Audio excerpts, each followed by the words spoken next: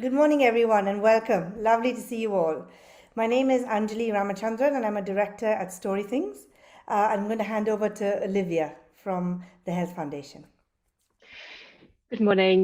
My name is Olivia Bush. I am the Head of Community Networking and Development here in the Q team. And I'm delighted to welcome you to this first of our visits since before the pandemic. Many of you may know that the Visits is a fantastic program that we've had for many years, learning, going in to visit different organisations and learning from their expertise, and then having some time to think about how we might bring those insights that we've learned about back into our own practice in healthcare.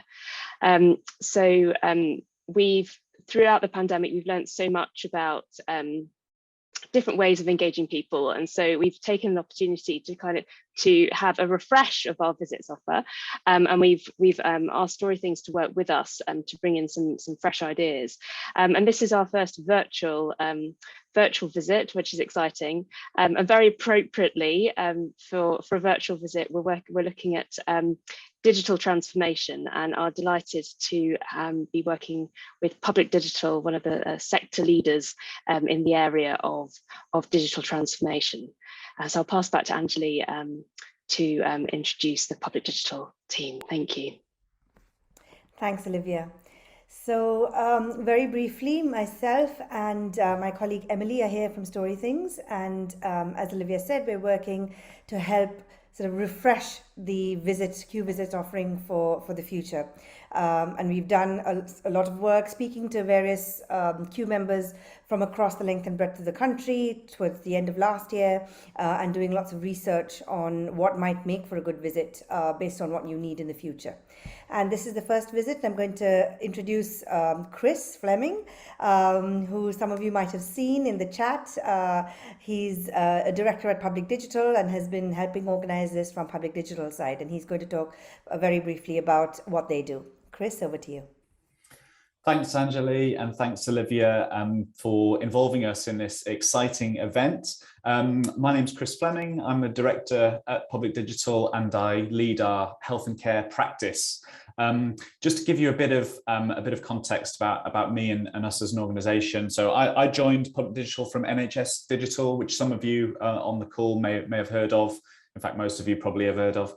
But where I was program director for the NHS app, and also delivered and rolled out 111 online. So I've got a bit of background in sort of delivering digital services in health and care. Public Digital itself, we're a small consultancy. We're based in the UK. We're somewhat notable, I think, in digital circles because our founders did something called setting up the government digital service in the Cabinet Office in 2011, and so led the creation of gov.uk and the transformation of various government services. And if any of you have tried to sort of renew your passport or transacted online, hopefully you felt firsthand the improvement in user experience for a lot of those services. But also there's a lot of work that GDS sort of did under the hood, as it were, to change the relationship between government and the supplier market and get better value, better deals, and save money, as well as improving that user experience. What brings our team together is that we are all digital practitioners, and we've all been at the sharp end of digital transformation ourselves, in public sector organisations like government, in the NHS, in charities, in companies, all the whole lot.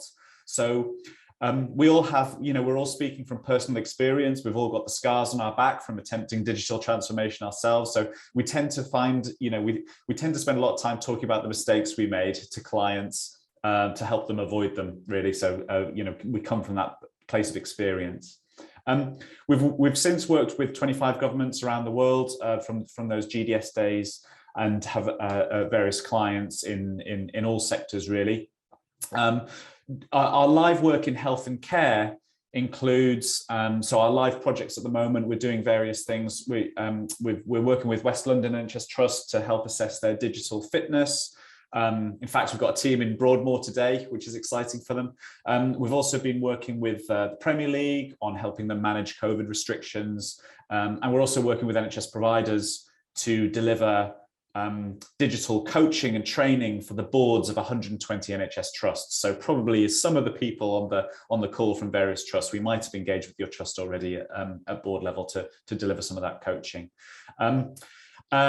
Just to assure you that although today is a virtual visit, I want to assure you that you're not really missing out on anything in a real visit, because look, that's our office. Here we are in Farringdon, and we've got a few desks over there. It's a bit quiet today. Everyone must be out on manoeuvres. But virtual works really well for us, so we're delighted to participate in this event. I'm going to pop my email address in the chat window after this. So if anyone has any questions, wants to follow up anything at any point, you've got my email. You can contact me directly. But I think our first talk is at 9:30, so I'll see you all then. Thanks, Anjali. So for the next brief session, we have some very special guests who I'm going to hand over to. They're called Abracademy, and they're magicians. And they help organizations build soft skills in key areas of work life, including communication, collaboration, and well-being. They combine expert facilitation, skilled learning design, plus the science and art of magic to create high-performing teams. So we brought them in to hopefully help us this morning. I'm going to hand over to Rubens from Abracademy now. Thank you, Anjali. Hello, everyone. Good morning. Are you ready for a bit of magic? Thumbs up if you are, thumbs down if you're not. Okay, a little bit. If you can please put your cameras on so we can feel a bit closer, even though we are in this digital space. So I'm Rubens. I'm Director of Spells at Abracademy. It's the best job in the world. I create magic spells. I help people spell out their magic. I'm not alone, so I'm going to introduce also my business partner. Yep, thanks, Ruben. So, hi everyone. I'm Alex, and I'm the head magician at Abracademy. And let's just say I add a touch of magic. Yeah. So we are super excited to be with you today. We're going to have 3 short moments together. And the idea is that by the end of this session, we are able to think more creatively. Because what we do at Abracademy, we use magic to help learning experiences become more exciting. And so we can learn also in different ways, hands-on, thinking from different perspectives. Magic is great to connect people, to think out of the box.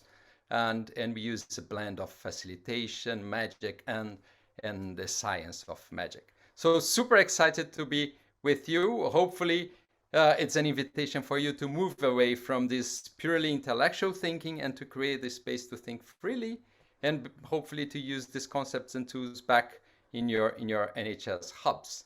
So we are not here to teach, actually. We are here to hold the space for us to explore together. So we're gonna use later on Miro link. So I'm just sharing right now in the chat the Miro board. It's good for you also later if you want to revisit. You have the information there. Right now you don't need it, but we're gonna use it soon. So I would like to invite you first to share in the chat how you're feeling today. Any feeling that comes to you. Let me just see how is the general mood of the group. Try to go a bit beyond just feeling good or bad. Like what kind of emotions are there? Feeling curious, Emma. Well, that's exciting. That's a powerful one. What else? What do we have? Positive, Katie. Interested, Jackie. Although these are all beautiful emotions. Okay, Alex. A bit sleepy, Tanya. Yeah, not always we can feel great. Excited, wondering, intrigued, motivated. Well, I'm very happy to see that most are positive emotions, because positive emotions help us to be more collaborative. They help us to be more creative. Okay, so the more we can cultivate intentionally positive emotions, the more creative we can become. But of course, there is a role in negative emotions too. They can help us to sharpen our focus, but let's try to get more positive so we can be more creative. Bad news, though, is that if you look at me, look at Rubens. He is bored today. Can you see my t-shirt? Bored? It happens to be that I have to deliver this beautiful session and I feel bored. So what can I do? Well, I thought on counting on you to support me change the mood. Can you do that? Yeah? Thumbs up. This is how it's going to work. I'm going to ask you to say a magic spell, and all you have to do is unmute your microphone, and when I snap my fingers, you're going to say metamorphosis. Okay, we're gonna try to transform Rubens. You know about transformation, change is hard. We always resist to change, but truth is we're changing all the time. Life is change. So perhaps we can see transformation from a different perspective by embracing it. So look, I'm gonna turn my back to you. This is just a test. I'm gonna breathe. I count 1, 2, 3. When I snap my fingers, you all say together, metamorphosis. That clear? Yeah? Yes. Yeah, all good. Please send me good vibes because we need to lift this energy. No boring, huh? Okay, get ready. 1, 2, 3, and Metamorphosis. metamorphosis. Like magic, the mood is changed.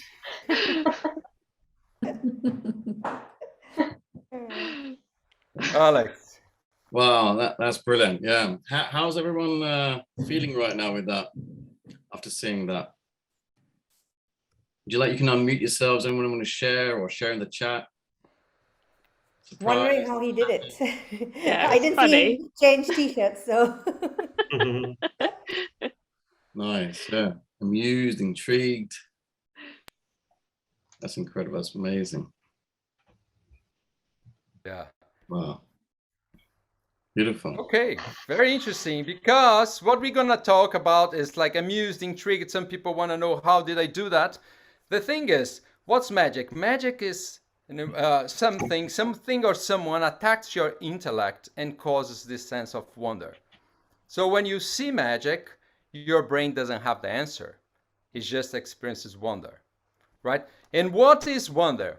Well, when you see something magical, in the first moment, it's just something, it's light in your eyes, right? What you see is light.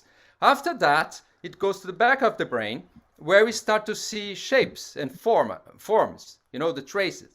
And then this information goes up, it's the bottom-up processing. And this is, as it goes up, we start to have a clear understanding of what's going on. At the same time, there is top-down processing, right? So these are the past experiences we had, the memories, everything we know about the thing we just saw, it's the story there. And when these two processes clash, so let's say if you see a pen floating, you know, like your previous memories, pens don't float. They cannot do that by themselves. So when there is this clash between the new information coming in and the information that you have, that's when you experience wonder. There is this moment, this cognitive dissonance, and you just, for a few seconds, you just gasp. So that's the big thing. Well, what happens after is even more interesting, because after wonder comes curiosity, because you want to know how was it done. So we have this evolutionary skill of trying to figure out, because we wanted to know whether we were safe or not safe. And I think that today, what happens every time we become curious, how was this done, we go to Google and we try to sort it out. And we try to do it very quickly. And the thing is that, what if we could stay a bit longer in this space of not knowing? What if we could just like not rely on the assumptions we had and just pause and stay there getting the news influence? This is what we call the wonder mindset. Hold a little bit, be in this space of curiosity, ask questions, and perhaps from that space we can embrace change in technology in different ways and learn new ways of doing things. But that's it for me. Back to you, Alex. All right, thanks, Ruben. So to kick us off, to get started, I thought I'd start with a quick creative activity. And then the idea of it is to spark your imaginations. So to do that, the first thing that we all need to do is, if you're not sitting down, please sit down now, find a space to sit down. And if you are sitting down, great.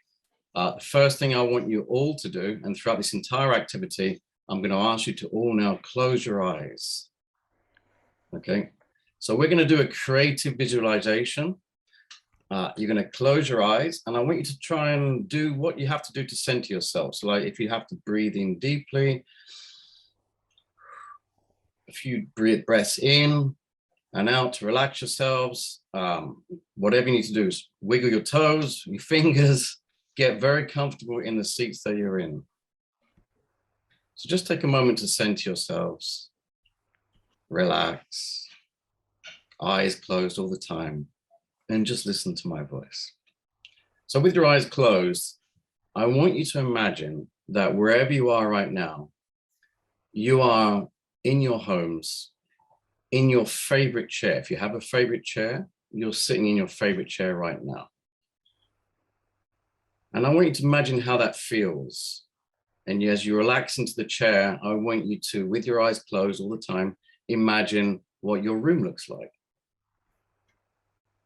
The walls, if there's a TV there, all the familiar things in your room. And now I want you to imagine that you get out of your chair and you're going to go to the kitchen or wherever it is that you keep glasses. So you go to your kitchen, have a look around your kitchen, go to the cupboard or the place that you keep glasses and grab a glass. Do you have a favorite glass? If you have a favorite glass, take that favorite glass.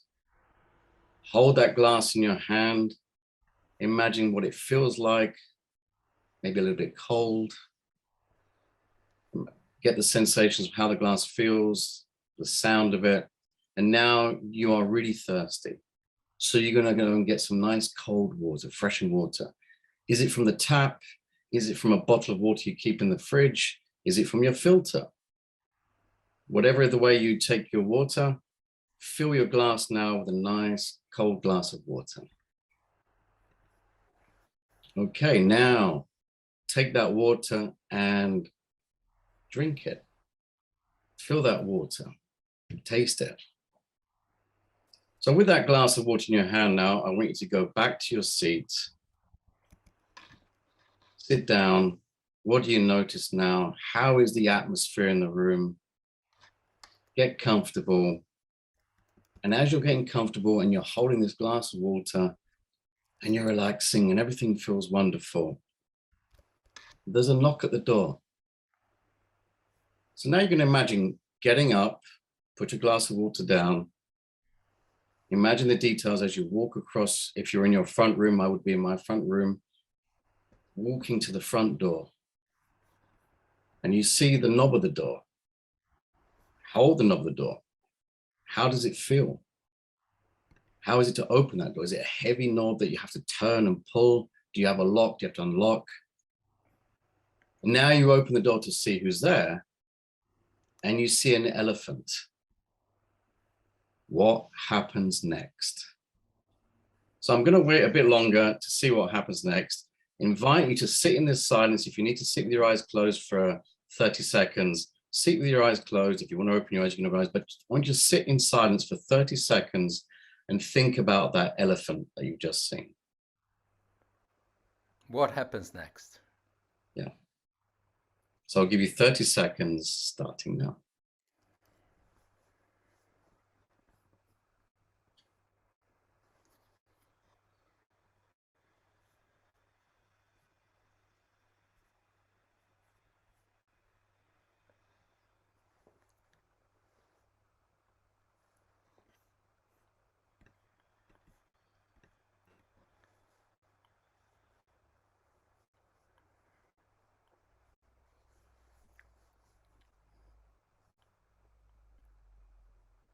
Okay, great.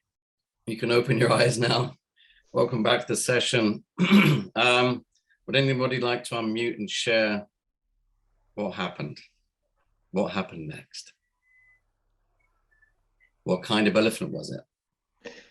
I'll go if you like. Yes, please. He trumpeted out of his trunk, and then he lifted me up and put me on his back, and we walked around the village, and everybody waved at me. Oh, wow! You went on a whole trip. Yeah. Very nice. Okay, cool. Thank you, Adrian. Anybody else? I don't mind going. Mine was a little elephant and it was very friendly. So I gave it a stroke on its trunk and we went off. I live right at the end of a road, a little cul-de-sac. So I don't know how the little elephant got right to the end of my road, but we turned around and went down for a walk down to the main road to try and find the rest of his family. Wow, I love that. Yeah, so it was a little elephant. Little elephant. Oh, that's sweet. That's nice. Thank you, Jackie. Anybody else? Who else wants to share their elephants? Okay, I'll go. So I open the door and there's an elephant. It's quite a big elephant. It's kind of Right. grey brown car. and I thought, oh, this is an elephant. What do I do with an elephant? And I happened to notice there was a bun on the shelf by the door. So I picked up this bun. It was a nice bun. It was a maybe Chelsea bun with cherry on top, and I gave it to the elephant, and he took it in his trunk and ate it. I looked very happy. You wish you'd had that bun instead. I do. Yeah, I was thinking, I'm the one who hasn't got a bun now. Oh, right. Nice. Oh, thanks for that, Alex. That's really nice. I've got that bun in my mind now, Chelsea bun. That's lovely. Anybody else? You had a Disney moment. Nice. Said hi to the elephant, got on its back and went for a fly in the sky. That's wonderful.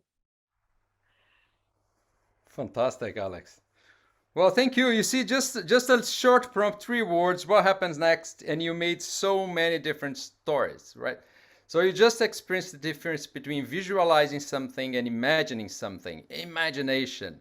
Imagination is a human ability that distinguishes us from animals. It allows us to explore ideas of things that are not in the present moment, or perhaps they are not even real. And the key is that what we imagine is generated from within, from our memories and from our perceptions, from our knowledge from the past, all our experiences, which means that each one of us have different imaginations. So what is the magic? Well, it's when we can create spaces for all those imaginations to exist, then magic can really happen. Well, so why is it so often that imagination is left out of creative processes? Imagination is so precious, it needs the space to exist. It needs the right environment to thrive. So here are some of the questions we want to answer during our time together today. We all have imagination, but how can we tap into it? What affects it? Who affects it? And what can we do to spark more imagination from within and together, especially when we add an extra layer of technology between us? So for now, we're going to leave you with these thoughts. Enjoy the session, and we're going to be back later to think more about this. Thank you. We're going to go straight into our public digital session now. Our first session is by Anna Hirschfield. She's a director at Public Digital, a product and delivery specialist who worked with the UK's Department for Work and Pensions on the design and delivery of universal credit from 2013 to 2020. Anna is going to share her experience of bringing disparate teams and organizations together to deliver services with a particular focus on how digital transformation can be a vehicle for improving quality. Over to you, Anna. Thanks, Anjali. So I thought I was going to tee up and set up the conversation, but you have done an expert job of saying everything that I was going to say. But I'm going to stick around as well so I can sort of help chair Q&A if that's all right with you. Sure, absolutely. But I will just say that, Anna's a director in Public Digital. She's worked on a major digital transformation at the heart of government. Really, really fascinating stuff. So delighted to have you speaking, Anna. I think we're going to present for sort of 25 minutes-ish and then get into lots of Q&A discussion because we know that that's going to be a priority for you all. But as I say, I'll stick around to support with that as well. Over to you, Anna. Brilliant. Thank you for a double introduction. I feel very special. So yeah, let me just quickly share my screen and get you all in a place where I can see you. So, so very quickly, as has now been introduced twice, so I won't go over it too long. My name is Anna Hirschfeld. I'm a director here at Public Digital. And this is a lovely picture of some of our team and some of the wonderful people that I get to work with on a day-to-day basis. But the thing that I've come to talk about today is my experience before I joined Public Digital in the Department for Work and Pensions, working on the whole service transformation of universal credit. Which was a huge, huge change in both how we built services from a kind of classic system service perspective, but also completely transformed the whole way that the Department for Work and Pensions delivers working age benefits. This is going a bit slow, but so just in case for those who don't know universal credit, although I think these days that's less true in the UK, but the way that universal credit was set up in 2010, it's bringing together what were 6 different working age benefits around those who are unemployed or working but need support, as well as kind of child tax credits and housing benefit. These different benefits had been delivered by the Department for Work and Pensions, HMRC, and 435 local authorities. So bringing that together under one organisation and under one umbrella and benefit was, to say a large challenge is something of an understatement.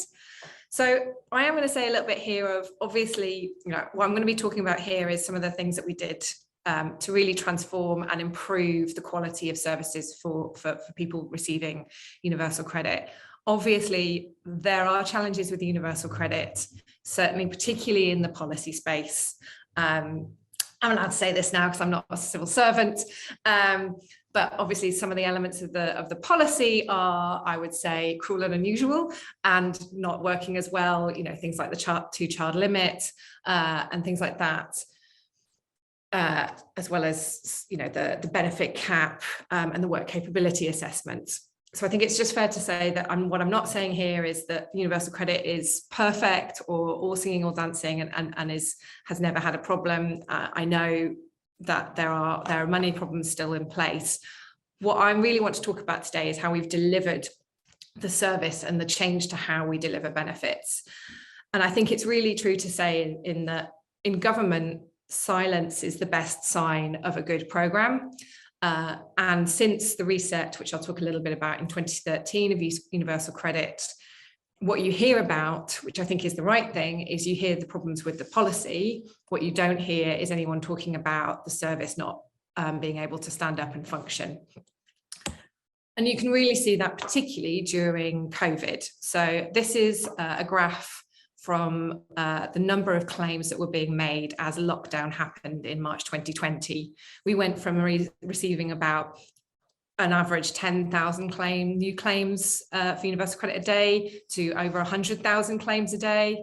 Never mind, obviously, all those who were existing claimants whose situation changed over that period. That was a massive, massive system challenge, technology challenge, operations challenge to make sure that we were able to pay all those people at the end of the month and pay their advances on time and for the right amount. The fact that you didn't really hear about that was because we met that target and we did pay everyone on time, or as close as is humanly possible. I think it was 97% of people were paid on time at the end of that initial month. And what I'm going to talk about today really highlights how we got to a point that the service could deliver at a moment of such crisis and a need to be so flexible and manage the service in a completely different way.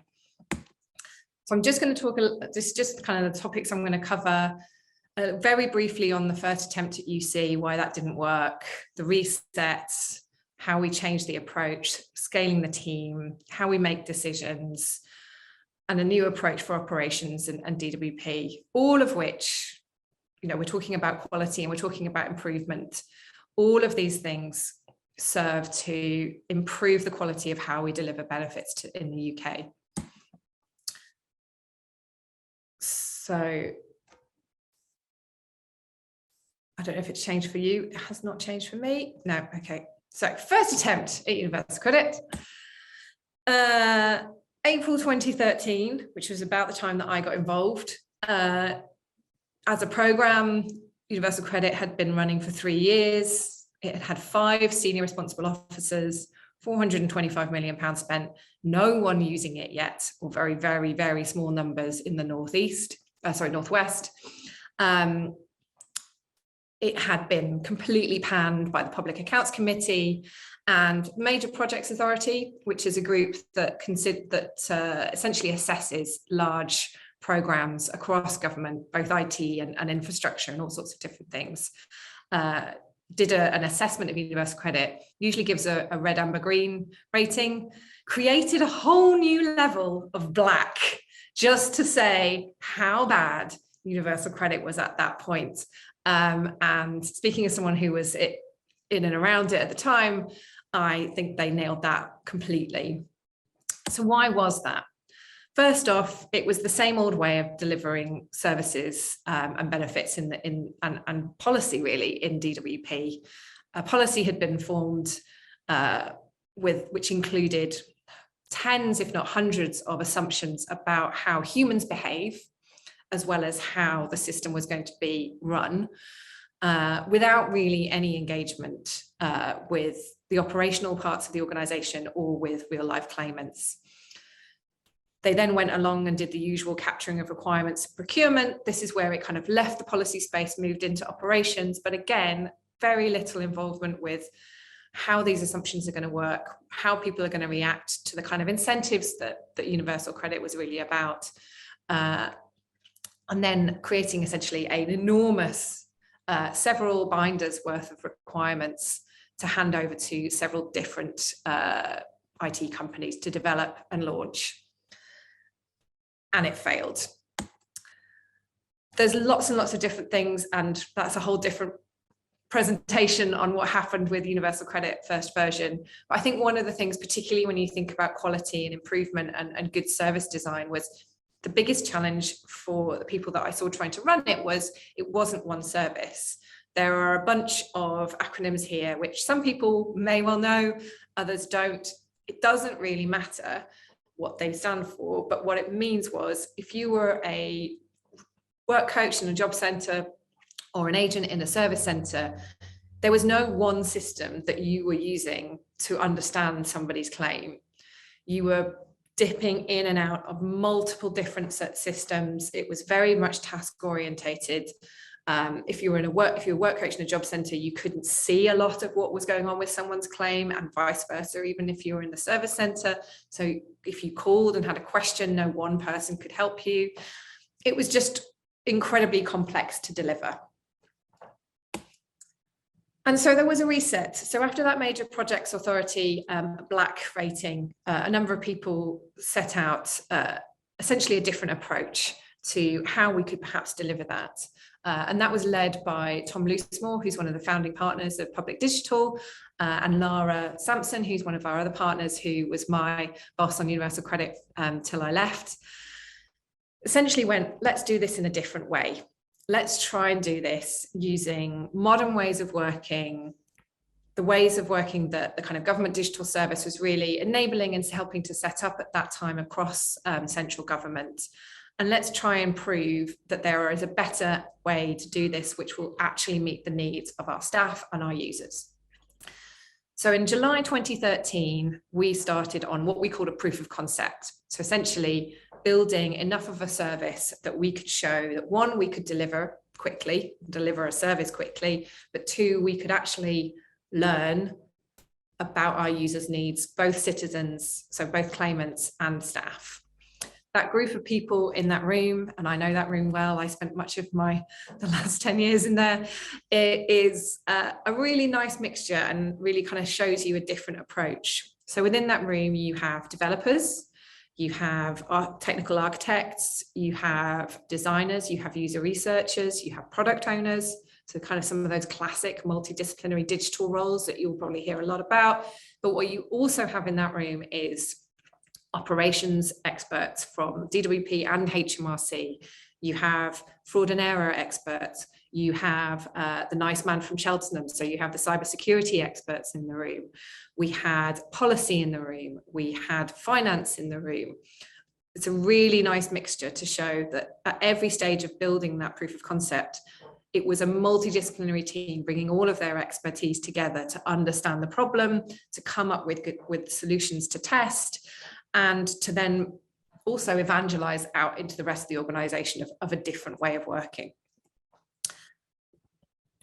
So just to show you, the proof of concept created essentially a thin slice of a service that proved that we could create an account for a user, someone could apply, and we had someone from the Crown Prosecution Service in the room to help us make sure that we built it in a way that could be, you know, we could make that the application. There was no need for a wet signature and anything.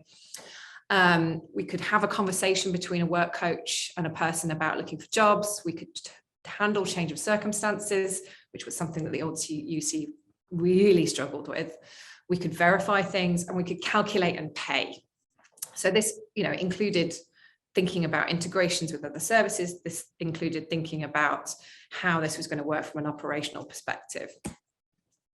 We also started to kind of tackle some of those riskiest assumptions about the behavior change that UC is meant to be about. So it's about kind of getting people to use digital. It's about giving people personal responsibility for their own situation and their own money. So those kind of first slices were very much looking at that. How do we start to test if those things are going to work? So these are a couple of screens that we tested. They're slightly further down the line. But essentially, we had the concept of a to-do list. So when you are making a claim for universal credit, each section of your claim comes up in your to-do list. And the idea being that this will be forever the place that you would go back to throughout your claim to see if there's anything you need to do. And if there's nothing there, then you're fine and you don't need to worry. If there's something there, it tells you what to do and it will take you through the journey. The other side of that is the payment side. So the idea being that giving people a statement, which you can't see below, but if you click into that, you can actually see how that amount of money is broken up into housing costs, into childcare, into your standard payments in terms of if you've got an illness or anything like that as well. Essentially, could we reduce the number of calls about why am I getting paid X, Y, and Z if we could give people the information in a way that they understood? Those are just two of the kind of examples of assumptions that we were testing, and to be fair, are still continuing to iterate on and test to make sure that they are working for the complexity of the service as it now stands and the user groups that are using it, because obviously this is scaled from very small to much bigger. So what we took was that user needs led approach of continuously creating a feedback loop to understand and build, get the feedback as to whether that's right, iterate on that, and continue until it got to the point where we could put something live. And when we went live, we started incredibly small. We started with one postcode, one individual postcode area in Sutton in South London. We chose Sutton because it was quite, I hope this isn't sounding derogatory, but it's very average. You have a nice mixture of people who would be claiming, so you would get to see that depth and breadth of complexity, because you're bringing together so many different people. That was one of the biggest challenges. But it also meant that we could really delve into how it was performing and what we needed to do to support the staff to do that. And I'll talk a little bit more about that later. We also then had to scale the team. So obviously we started really, really small to be able to deliver to that one postcode. It was essentially one team, as I said, with a classic kind of multidisciplinary digital team, but with all of these people in the room every single day. And it wasn't just that somebody was there from operations or somebody was there from policy. This was their full-time job, exactly the same as the rest of that digital team. Their job was to be part of that. So it wasn't something that was done kind of at the side of people's desks. This was their role. And I think that's a really important thing that I'm going to kind of keep bashing on about the whole way through in terms of making sure those improvements really stick, is having those people embedded in the team.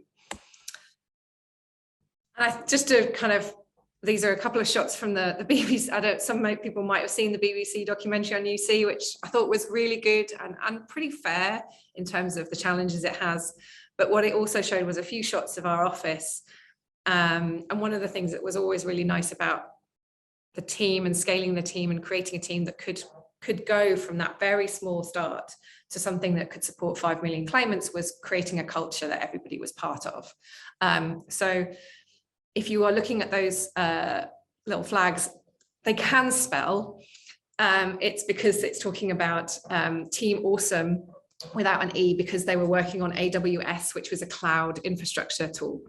But just creating a space that everybody felt was very much theirs, quite different from the classic civil servants, workplace, cultures, and was something that we were really keen to do, because it particularly helped in creating a space and a culture that was quite flat, where anybody felt like they could come forward with their ideas, could critique things, could suggest changes, And all of that was about creating a space that everybody felt was theirs.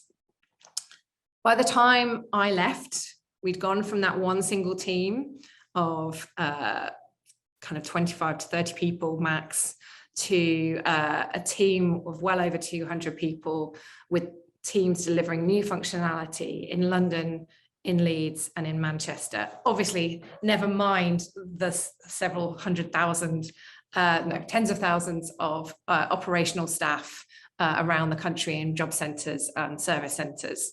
But this was the size of the team that was delivering the new service itself. Each of these teams here is essentially one of these.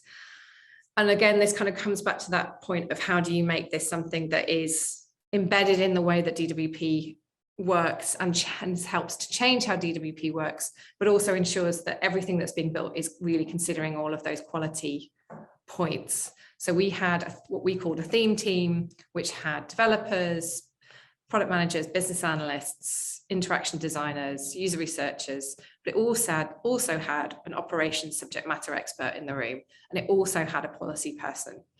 And we also had aligned members who essentially were full-time, but perhaps covered one or two teams because of the numbers of people they had, or we didn't need them all the time. We didn't need someone from HMRC sat with the team every day, but we definitely needed someone in the room to be part of that. But again, it just kind of goes back to that point of creating a really truly multidisciplinary team that's bringing all of those different expertise together. Road mapping. So this is another shot from the BBC because they took much better photos than I did. So this is the mother wall, which was a huge wall in the middle of our space. And I think the reason I've kept this up here is because what's on here is using an approach that's used a lot in kind of agile digital teams, of having everything up on a wall.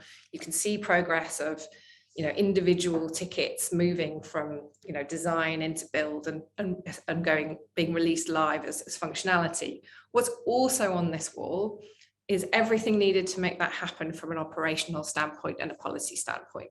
So what you also have on this wall is which job centres are rolling onto universal credit when, what learning and development is needed, what guidance is needed, what technology is needed into, you know, what physical changes do we need to make to that job centre or service centre. What you've also got on there is what policy changes are coming down the line, you know, what do we need to do to kind of input into those where we could. You've also got where are we integrating with other departments, how are we working with third parties. So we worked a lot with local authorities in particular, and social housing companies around the housing side of things. Everything about how you run the service is on this wall. It is also in lots of other things, because I know this looks a bit like one of those slightly crazy people's mind maps. So there are other documentation of it as well. But the whole point was you could have a conversation about how the whole of the service was going on a day-to-day basis, what was going to happen next week. And it wasn't just about, you know, the website, it wasn't just about operations, it was about all of those things together. And another thing around in terms of, you know, being able to build something at pace with quality was decisions are made in the room. Having delegated authority in the room was absolutely essential, both for those who were in the team, but also those who were assuring us. And I think the other thing, which I'll talk a little bit more about, was basing everything that we were doing around outcomes rather than solutions. Meant that the team could come up with the best approach in terms of building something for the first time, but also as we learned that there were problems and things weren't working as we were hoped, or, you know, it had got to the end, kind of the end of its life in the version that it was, we were able to then give that multidisciplinary team that had all those skill sets together the opportunity to fix that in the right way, rather than being kind of pre-given solutions that might not be right. And so that's how we kind of took the approach to the whole of the scaling and phasing of universal credit, was thinking about that at a really high level. What do we need to be able to go live in one space? What do we need to be able to operate it at this size? How do we scale it? And then how are we going to transition everybody over who doesn't kind of naturally migrate? Giving the teams that kind of very high level outcomes, and obviously further down, outcomes further down from that, really allowed us to kind of focus on the right thing, not on the thing that perhaps senior stakeholders within the department would have assumed were the right thing to do. It gave the space to do that research, to learn about that issue, to look at the data and make the right decision. A new approach so this is, I think, where it gets really interesting, and I'm conscious it's 21 minutes, so I will try and keep going a bit faster, is we really wanted to take a different approach for operations and how the service was delivered and how they were delivered to. So I talked at the beginning about the old version of UC being multiple different things. One of our biggest principles was that for staff, the aim was to get it to be one service. So they didn't have to move between different systems. Everything they needed to see about a claimant, they could see. We moved from a kind of task-based approach to a case-based approach so that they could understand the complexity and understand everything that's happening around a person. Was a real big change, and something I think we were still really kind of trying to understand the benefit, how it was working even when I left. But also, as I said before, kind of digital, manual and physical delivery of the service were all thought about together. Even to the point where, and people may have seen these, we built all the manual processes in exactly the same way that we would design, research, and iterate on some of the kind of digital elements of the service. So this is one of the slightly ugly looking PDFs that essentially was when we hadn't built something into the service, it wasn't automated yet, or it was something that made sense to be a manual process. We still created the structure for it and worked with operations, worked with policy, went through it with citizens, with claimants, to make sure that even each of those single manual processes worked just as well. So what you didn't end up with was multiple different spreadsheets in each different job center and each different service center taking their own approach to how they do everything that's off system. You had a continuous approach that covered the whole, but also you had a bunch of data that we could then use as, you know, the beginnings of user research for when we were trying to automate these things, or where we were trying to take some of this out of the manual process and put it in better into the service. We had something that we could begin with rather than a kind of bit of a black box of different processes happening in different places. Learning and development, really, really important. Tens of thousands of staff who were used to, if anything, you know, happening, it was on a big 6 monthly release timescale. They would have huge amounts of training beforehand.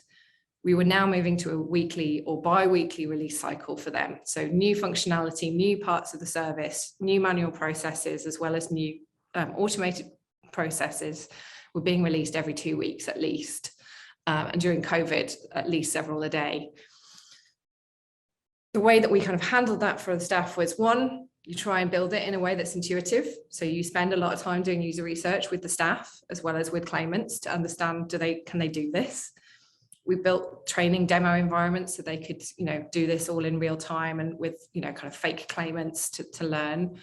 We had the functional update newsletter, which was a newsletter setting out all the major changes coming out in the next release, but not everything. Only the things that would actually need them to worry about. And actually the number of things that were in that newsletter slowly shrunk from every single thing in a release to only the things that we really saw people needed time to kind of think about, to work together on, to go and look at the policy wiki about, really kind of getting that sense that actually if we build it in the right way, you don't need to explain and train everybody on every element of it, because you've created a process that people can follow quite simply. And then, as I said before, we kind of went to a job center, and I'm running out of time, but we went to this place where we started. We put a team in the job center. So the other reason we picked Sutton was it had a big upstairs that was empty at the time. So we essentially put a multidisciplinary team into the job centre so they could watch what happened for operations. Essentially, we created a little mini service centre upstairs as well. So everything was happening in that one place. We could watch, we could learn, we could literally fix things on the spot because you're at that size, it's only 100 claimants. You can, literally carry each one through the process and start to learn about some of those riskiest assumptions. And once we scaled our approach. Obviously, we couldn't do that in every job centre and every service centre. So then you get into a place where we are continuously doing user research with claimants, with staff, with third parties, constantly iterating the service. We're thinking about prioritisation. We did a lot, particularly with staff, to help them tell us where things weren't working. So we created an agent feedback kind of space at the bottom of every single page that a member of staff can see, where they could tell us, they'd like something added here, or this isn't working, or, they really like the way this page is working. And we'd go through all that feedback on a weekly basis and start to triage that. They could also tell us that through our kind of agile project management tool, which is called Jira. So they could give us product improvement tickets to say, we think these are things that need to improve. All of that was constantly being put into the prioritization process, was data to help show where things weren't working, was also a way we could quickly act on things that we knew were small, but were pains for staff and claimants. And so that they could see that real movement and momentum, as well as the big things that, we were fixing the small stuff that was just driving them mad. Because there is always something that you don't get right. You never get this right first time. So yeah, essentially, the way that we approached it was digital, manual, and physical together. They're all in scope. They all impact each other. They should all be part of the same multidisciplinary team's work. Operations, policy, and others have to be embedded. It's, creating a digital team that sit off on their own who occasionally speak to a policy stakeholder is not going to get you the quality of service that you're looking for. They really need to be part of that team. Delegated authority, so making sure the people in the room can make decisions and work to outcomes rather than outputs.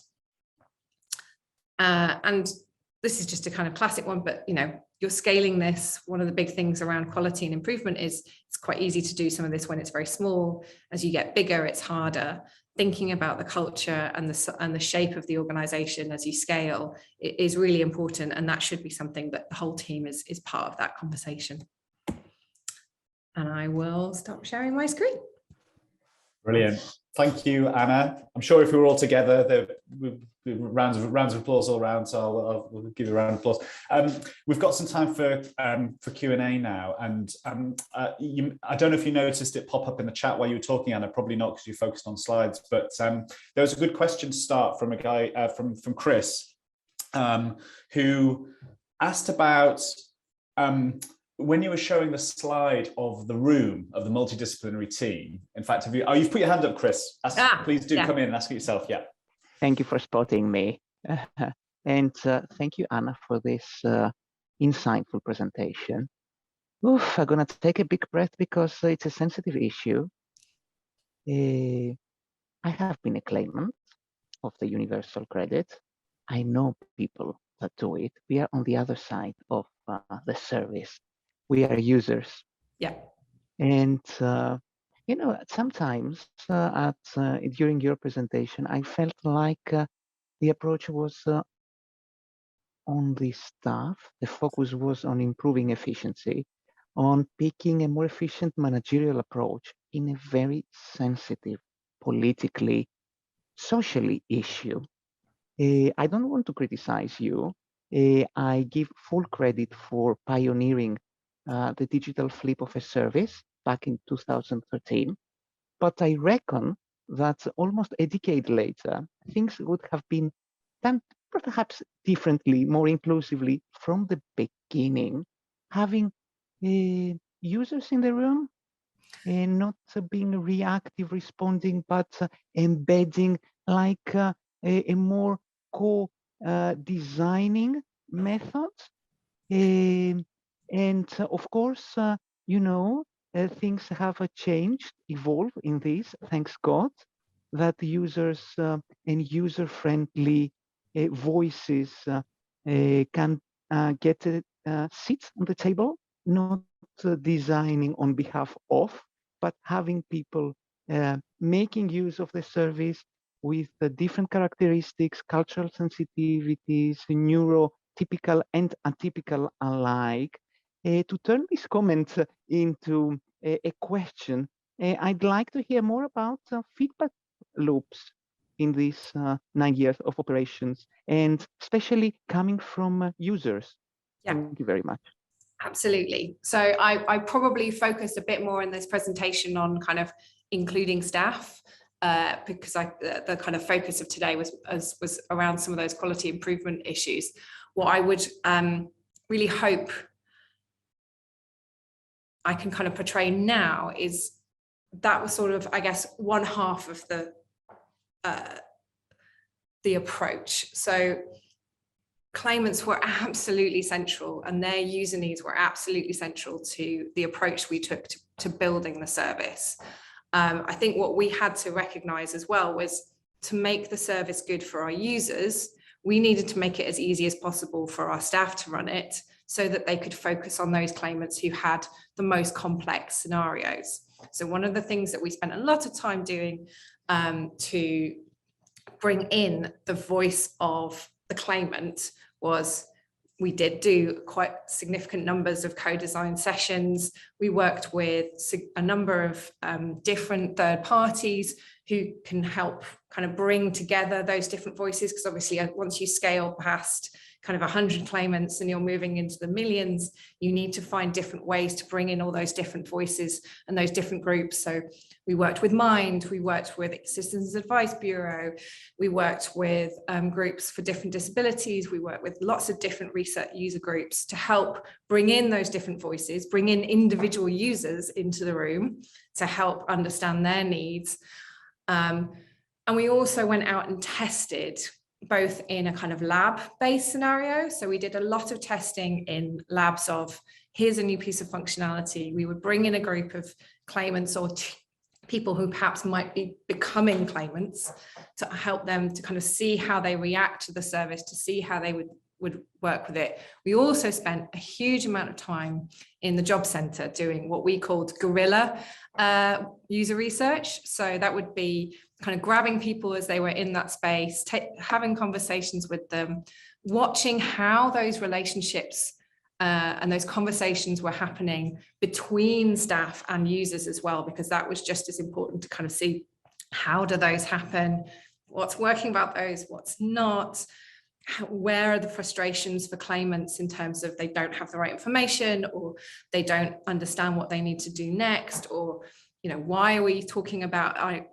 one of the biggest things I spent a huge amount of my life saying was, we need to stop trying to talk to people about a job until we've sorted the money out. Because, every single time we spend any time with users, any time with claimants, every single week, the first thing we got was, I don't want to talk about finding a job until I know that my money is secure. I know what's happening with that. I know I can pay my bills. I know I can pay my rent.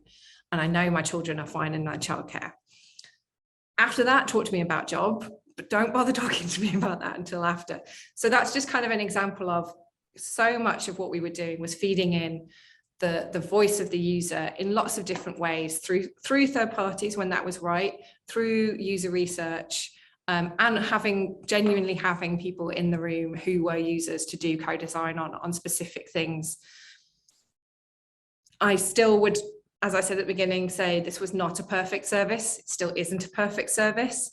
The challenge of delivering something of this size nationally is going to mean that there is always more to learn, which is why when I left, all the things that I talked about in terms of user research, in terms of iterating the service, in terms of understanding the needs of different claimant groups, continues. This isn't finished. So I think that's the other thing, is actually getting into that mindset of, yes, we've got it going. Yes, it's live across the country, but it's not finished. And in some ways will never be finished, because the needs of users are going to change. And COVID was a really good example of that.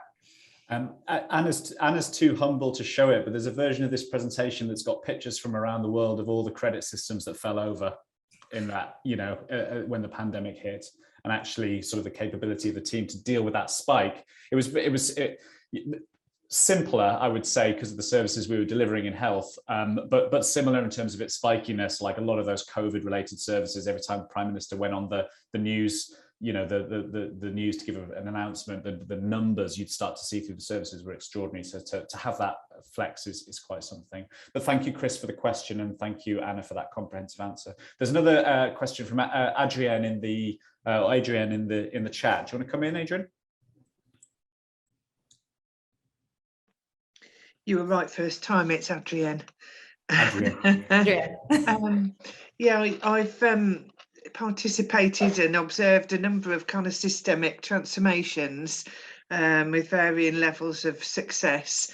And I was just interested to understand how you dealt with the blockers who, no matter how much of a wide-ranging MDT you put together and, and they own the transformation, you always seem to get somebody who manages to obstruct it, don't you? So I was just interested, how did you navigate around that? Because obviously you've succeeded in the implementation. Thank you. Difficult stakeholders? No, we never had any. We had many challenging stakeholders with different perspectives, different agendas. And yeah, that is always, I think, something that you're going to have to deal with. I think part of having a team that was so truly multidisciplinary was part of how you handled that, because often the people who could be those significant blockers had someone in the team. So they had a kind of direct feedback loop from the team up to themselves and back down again. Once we scaled, that might have another layer in it as well. But fundamentally, they had people who were part of the team.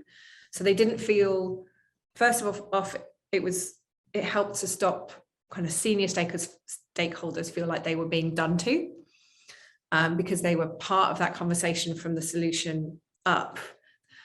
They just weren't always allowed to be part of the solution conversation themselves. I often spent a lot of time working with the senior stakeholders, exec director level and down, going, bring me your problem, we'll think of the solution. And that was a big part of it. I think the other bit, which is just really honest, is we had the right senior leadership cover who used their capital to allow this to be successful. And that's, for better or worse, includes ministers. They wanted this to succeed, and so they gave us the cover and the political space to start so small and build up, but also within the organization. Neil Cooling is still the senior responsible officer for Universal Credit. He's a character, but he has absolutely made sure that the team has the space to do the right thing, not the expedient thing, and has helped manage that stakeholder group for us, particularly across government. So I think it's having those senior leaders who have your back and get the ways of working, as well as how do you use those kind of feedback loops from the team back up. But yeah, we still had the occasional person who was challenging, and that's part of the job as well, is stakeholder management and understanding their needs and finding the compromise where needed as well.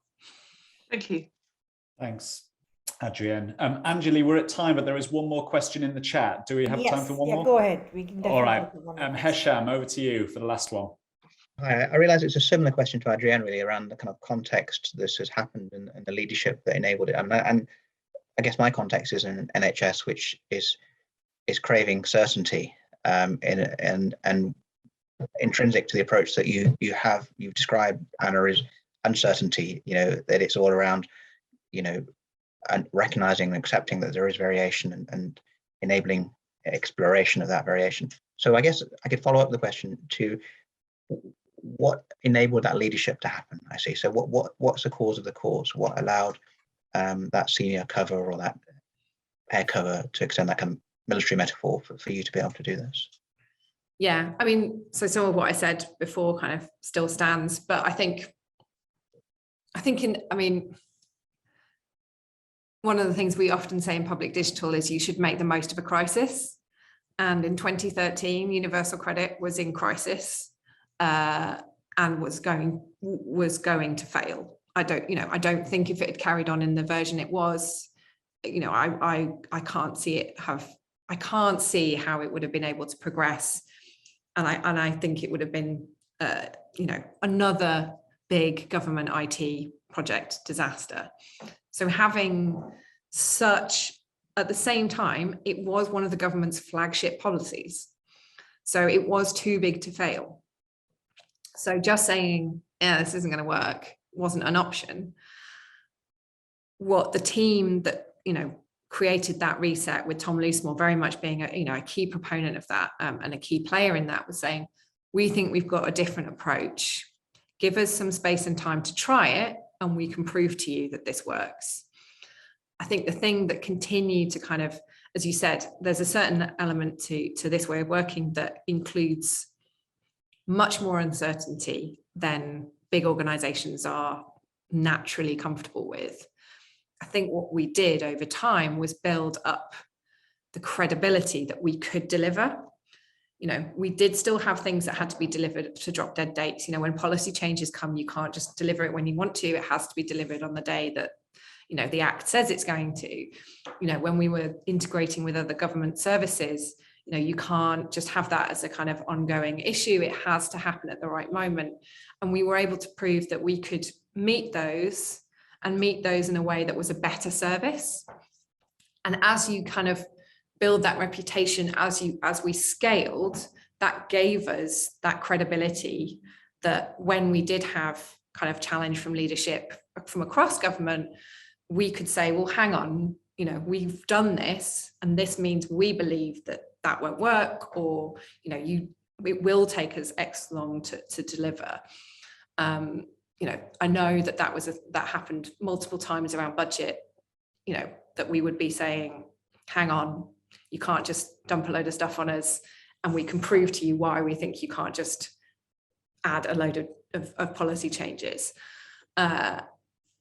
So I think it's both kind of the crisis and building that reputation for actual just building stuff, delivering stuff, which I think just gave us so much space, as well as the kind of political space in those early days.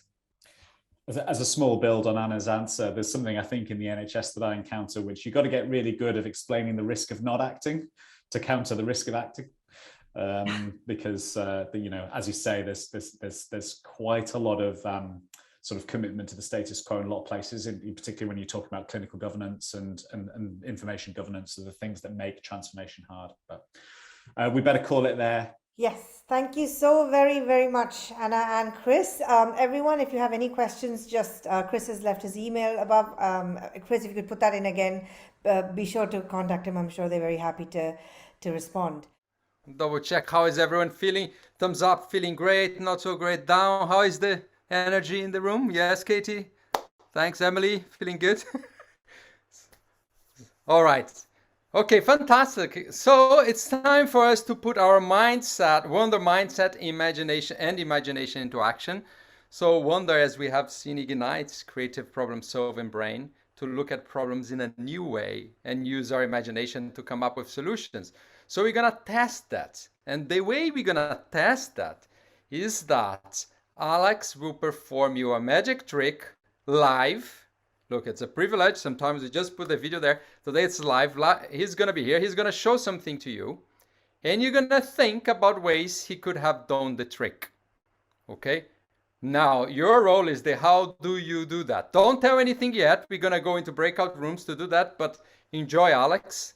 And let me see if we can pin him or, yeah, just to make sure he's big in your screen. If he's not, please spotlight. Oh, I'm managed here. Okay, Alex, with you. All right, hi there, everyone. Glad to be back again. Right, to show this, I'm gonna have to change my view a little bit and stand up. You can see this. So you might not see my face, but that's not what's important. What's important is you see this here. So here we have a pen. I don't need the cap for now. And I drew here during the break, this little, can you see that there? Little dot. So what I'm gonna do is I'm gonna make it a little bit bigger, just a little bit.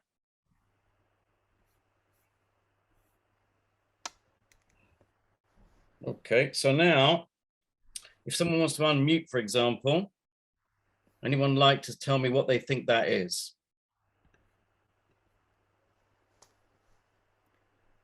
Using the imagination, of course. Yes, I've given you a clue, but it could be anything, right?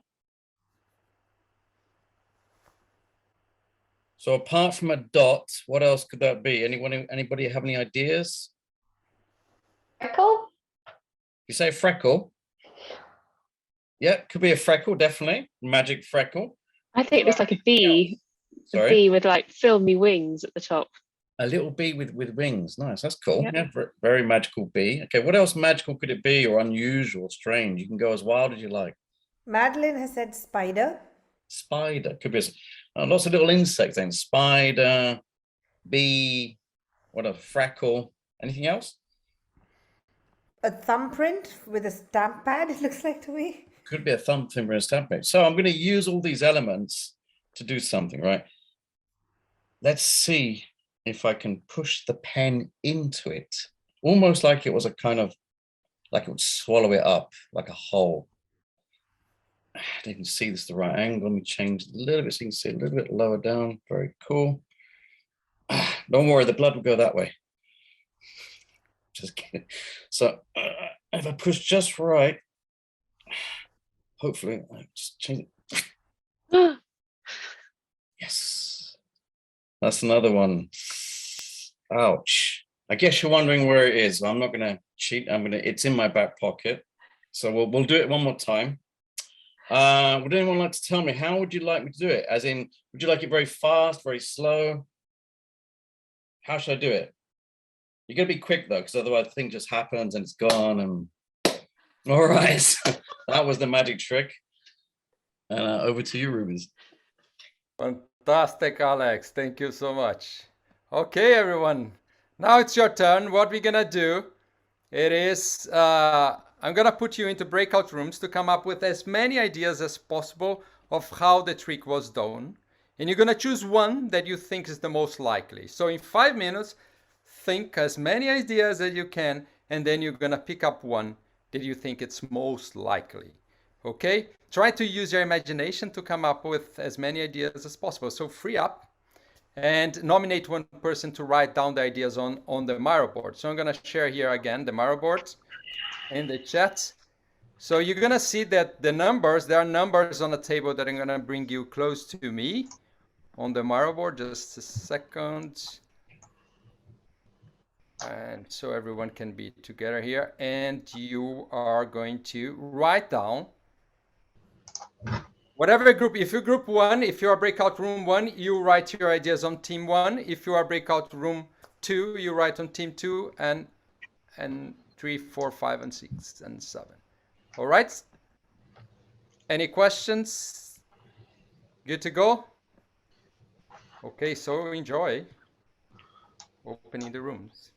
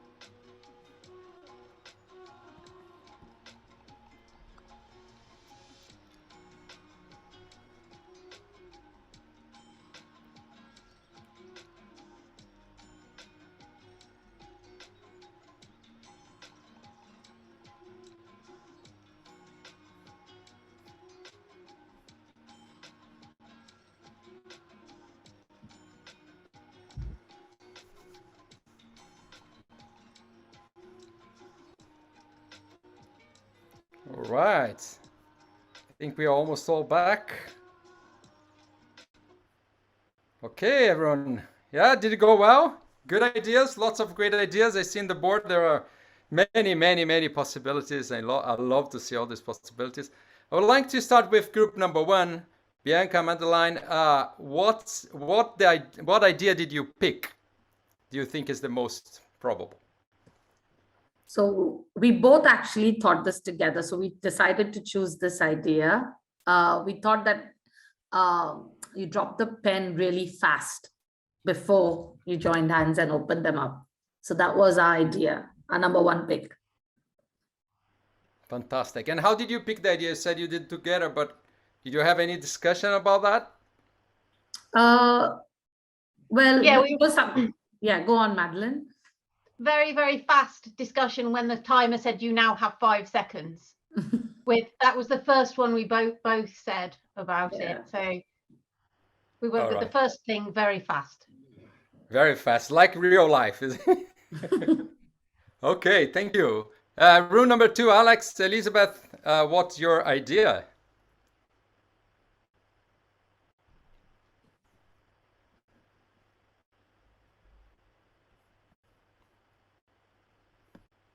I saw you, team 2. You have lots of ideas, and you have here a slide of hand. Anyone from team 2 to talk about it? They did a great work, though. If you look at the board, they thought things like hid behind hand, camera trickery. Actual hole in the hand. Yes, hole in the hand. How about group number 3? Adrienne, Claire, Kate, Heshen. What was your idea? Yeah, we had similar ones to what was offered by the other 2 groups. I guess I'm looking for something different. So we thought there was a couple of things, maybe a collapsible pen, was that, or alternatively, was this a recording? We assumed it was the Alex Live, but was this a recording that had been partially deleted, maybe? Thank you, Heshen. And did you have any wild ideas? I really liked Adrienne's idea of an invisible elastic band, or that pulled it back into your pocket. Alex, I thought that might be quite cool if that was possible, or a dissolving pen. Not sure if they think it exists, but I really like the stigmata as well. Okay.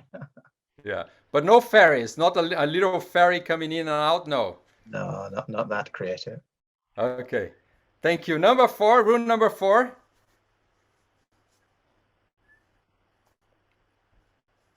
Who was room number 4? Sorry. Lorna, Neil, Olivia, Roz, or Advinda? We thought it was real, didn't we, Lorna? We just thought it's just to pretend it's a trick. We just basically both agreed that it was real magic. Yeah, we kind of firmly held to that. We also thought about the stigmata, didn't we? A bit like a kind of C.S. Lewis kind of rabbit hole, that sort of idea in Alice in Wonderland. But yeah, we basically thought it was magic. Ultimately, it's absolutely magic. Yeah. I can't counter that, Olivia, because all our invitation is for us to stay in this space of not knowing for a little bit longer, right? Yeah. And exercise our imagination. So yeah, it's real magic. Thank you so much. Room number 5. What's your idea? Yeah, we couldn't work it out at all, and I think we just plumbed for the concertina kind of like collapsible pen that was then dropped on the floor. But I think probably leaning more towards what Olivia was just saying about it being real magic. Thank you, Kate. And did you have a process to select the idea? We just discussed everything that we thought could have potentially been the how it happened, and then just picked what we thought was the most realistic. Mm-hmm. And number 6, what's your idea there?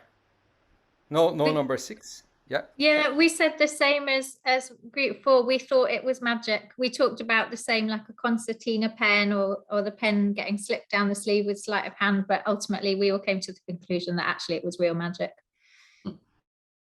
Yes.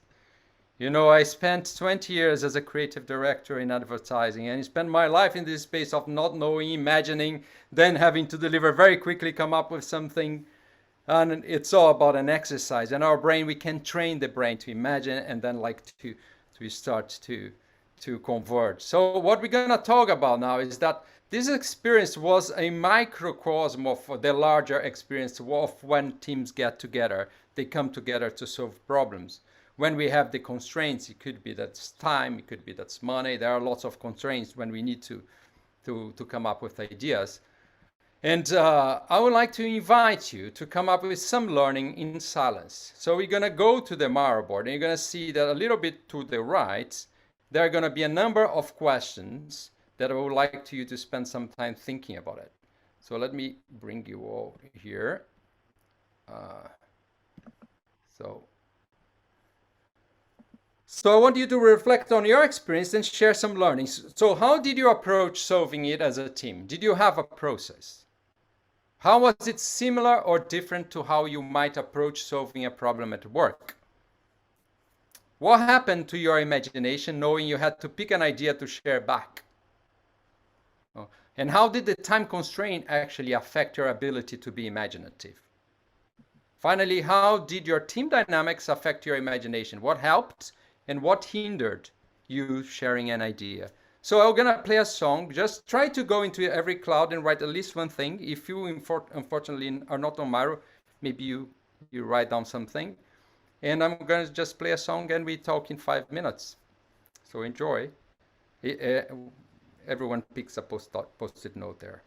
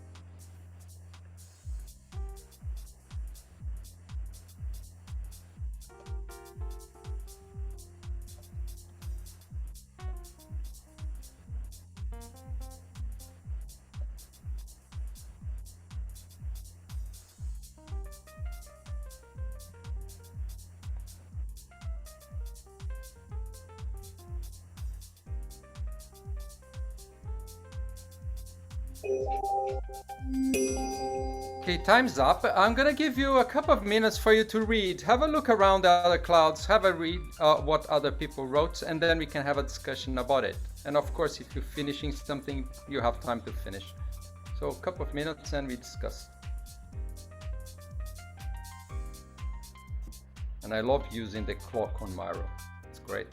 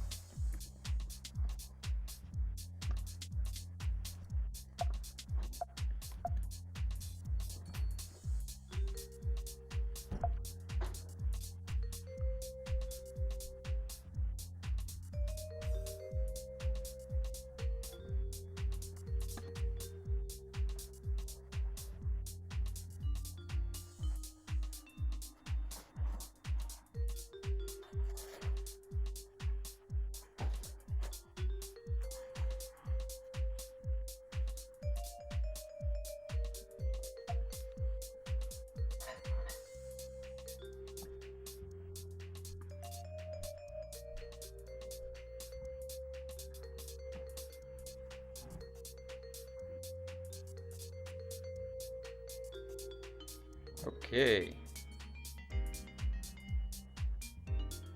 Fantastic. Thank you everyone for sharing. I'm looking here at the first question. Did you have a process? It's interesting to see that half of it didn't have a process. Others had an informal process. Like we took turns to list our ideas, a spontaneous process. Who did write that?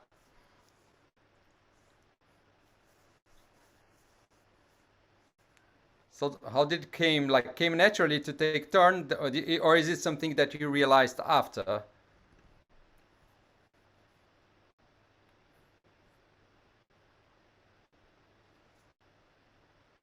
Or like discuss likely scenarios, then added less likely?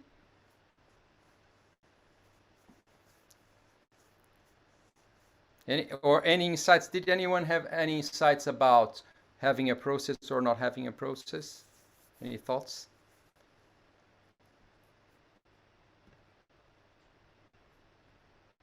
Because we're gonna jump a little bit deeper into this after this moment here. Well, how was it similar or different to how you might approach solving a problem at work? So lots of similar. What could be different is that we use data, for example, or no wrong answer. Similar. Different in that we were actively encouraged to think differently. So what I hear is that sometimes at work we are not encouraged to think differently, which is quite an interesting thing, isn't it? Like, because we are paid to be creative, to solve problems, and many times we don't create this space. I think I have a great example. When exercise we do, if we ask people to imagine a party in 5 minutes and they come up with ideas for a party, they write normal stuff. Then you say, now you have 10 million pounds to do a party, and they have lots of ideas. And then you ask, now you get these ideas from the 10 million and apply to the no money alternative. And what happens is that people improve the party substantially. So sometimes we need a bit to go to an extreme and then come back to have great ideas. And what happened to your imagination knowing you had to pick an idea to share back? So limited it. Anyone feels comfortable to share? Why did it limit you?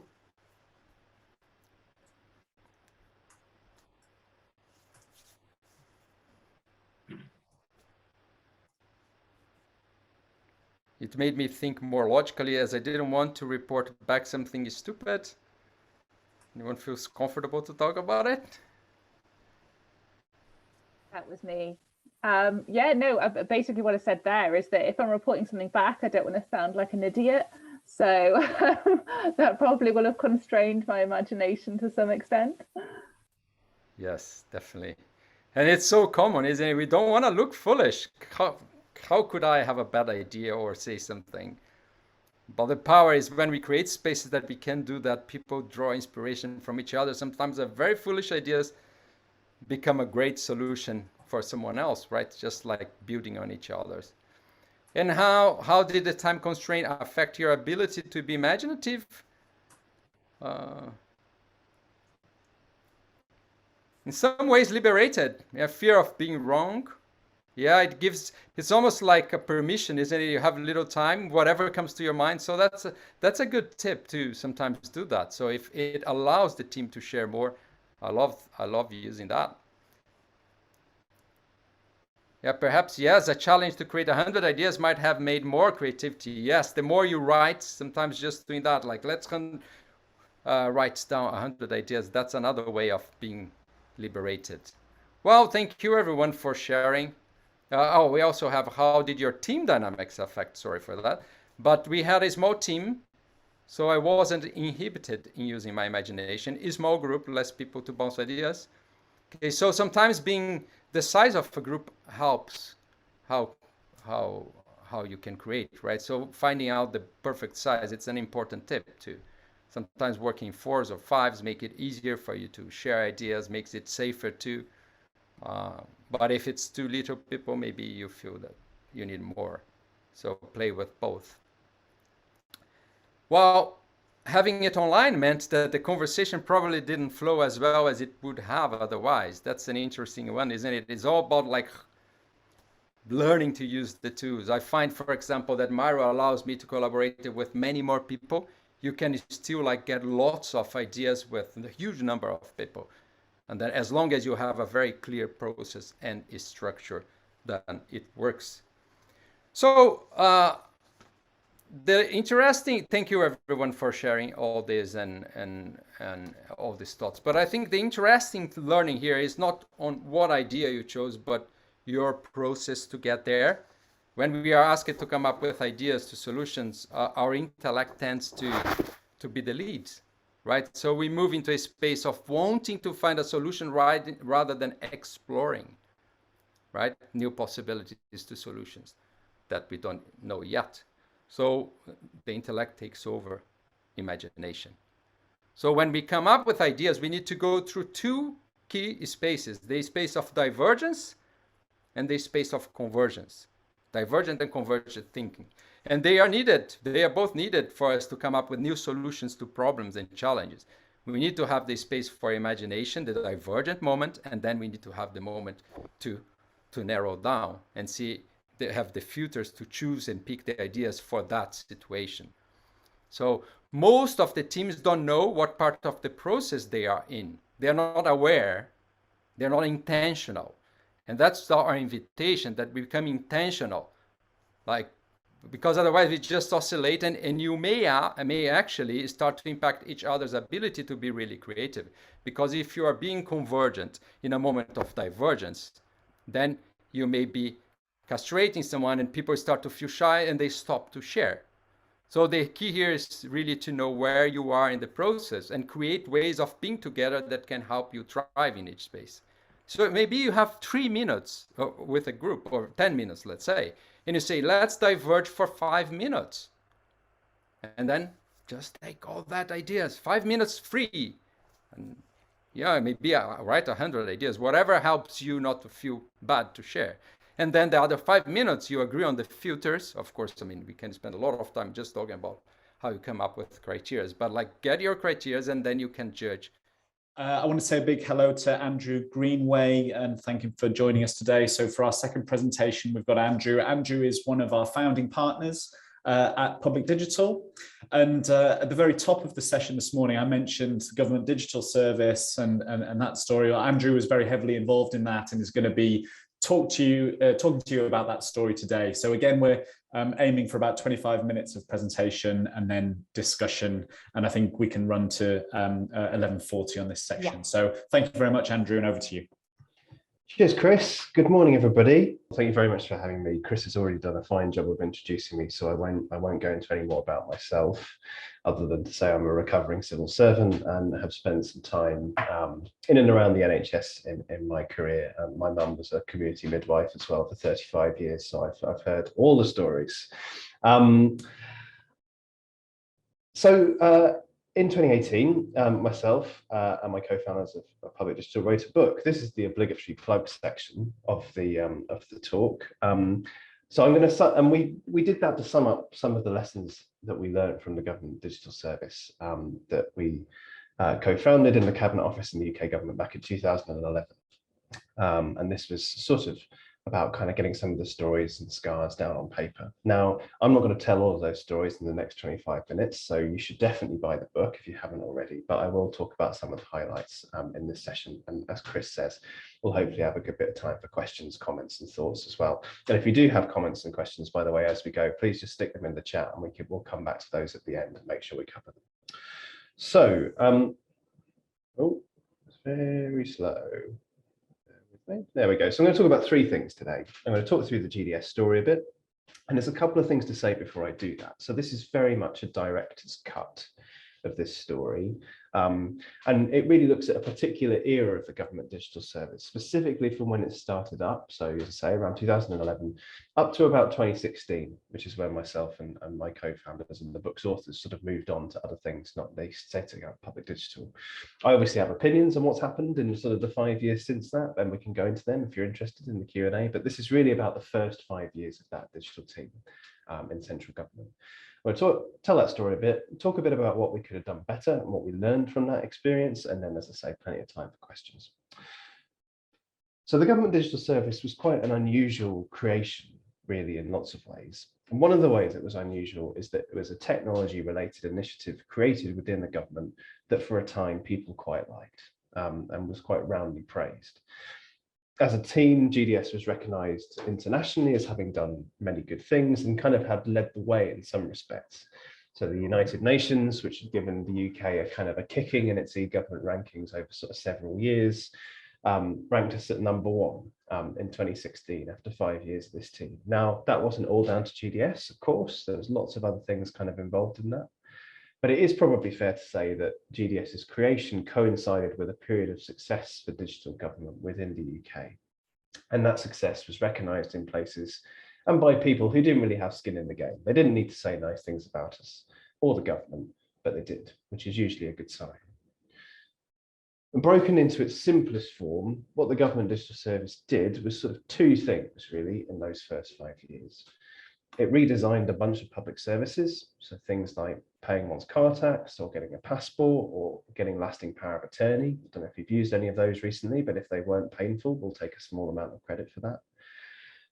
But one of the things it also helped to do in the background was start to break some of the dependency that the government had on big IT. And big IT is a sort of shorthand for the handful of suppliers who were actually described by Parliament in a parliamentary report as effectively maintaining an oligopoly in the government technology market up to the sort of 2010, 2011. And that oligopoly, that sort of relatively small clutch of big suppliers, alongside the civil service as an institution, was culpable for some pretty major technology program disasters. I'm sure many of you will remember MP Fit and that kind of £10 billion misstep back in the NHS days. So there was some really poor value for money going around. When GDS got started, the only country spending more per person on IT than us in the OECD was Switzerland. And the reason that the Swiss were spending more on it is because they included a particle accelerator amongst their kit.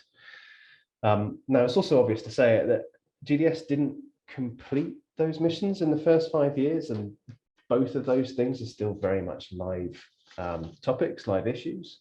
But that's what the team set out to do. That was the kind of the big picture, if you like. Why did it set out to do those two things? 4 reasons, really. The first and most obvious is that it was there to deliver better services for users, for citizens and businesses, for all of the people who interact with government. And the quality of online public services back in 2010 was pretty patchy, to put it charitably, and downright dismal in quite a lot of places. And improving the user experience of government was at the heart of what GDS did, and really the reason that it talked about the most in terms of why it existed. But it wasn't the only reason. There were other things going on too. One of the criticisms of GDS, interestingly, was that it was boring. You know, people said that then, and they sort of say it now. It sort of focuses on websites, focuses on transactional services, sort of relatively simple things, quite prosaic stuff, really. And, you know, people who are into technology will be going, you know, where's the sort of robotic process automation? Where's the AI? Where's the kind of the exploration of the possibilities that are inherent in kind of innovation and the rapid development of tech? But GDS's view then, and still kind of my view now, if you like, is that all of that sort of shiny tech stuff is pretty great if you are ready for it as an organization. And if you're able to integrate those slightly more bleeding edge technologies into the fabric of how you work and how you go about delivering to the people you're serving and finding real needs for them to address. But actually, very few organizations are ready to do that. Very few organizations were ready to do that in 2011. Most of them still aren't, to be honest. And that's because the basics aren't really in place. There's still a lot of low-hanging fruit hanging on the trees. And so what GDS did, in terms of focusing on some of those basics, if you like, was to help provide the platform to make more bold, innovative moves. Things like developing a digital driving license, which sadly is still a bit on the drawing board in the UK, although many other countries have made some progress. But the DVLA started taking digital driving licenses more seriously in 2016. And the reason that it did that was that it put in 5 long years of hard work, transforming the technology, creating a more user-centered culture, booting out some of the incumbent suppliers. And actually trying to skip to the innovative shiny bit would have got us in a lot of trouble, and we'd have wasted a lot of money, and we wouldn't have actually delivered much of value. The third reason, and in some ways the one that I get most excited about, that sort of GDS had that mission, was really about people. And sort of in successive waves of outsourcing through the 80s, 90s and 2000s in government, the civil service had effectively lost pretty much all of its genuine technology talent, to the point where it had really become quite a poor customer for it. One of the reasons why it was getting such bad value for money is because government really wasn't very good at buying suppliers anymore, let alone doing it itself. So creating the kind of organizational shift that GDS did was not just about bringing new skills in-house, although there was quite a lot of that, like modern software development or user research or content design, but it was also about bringing in new attitudes into government, new leadership styles and behaviors.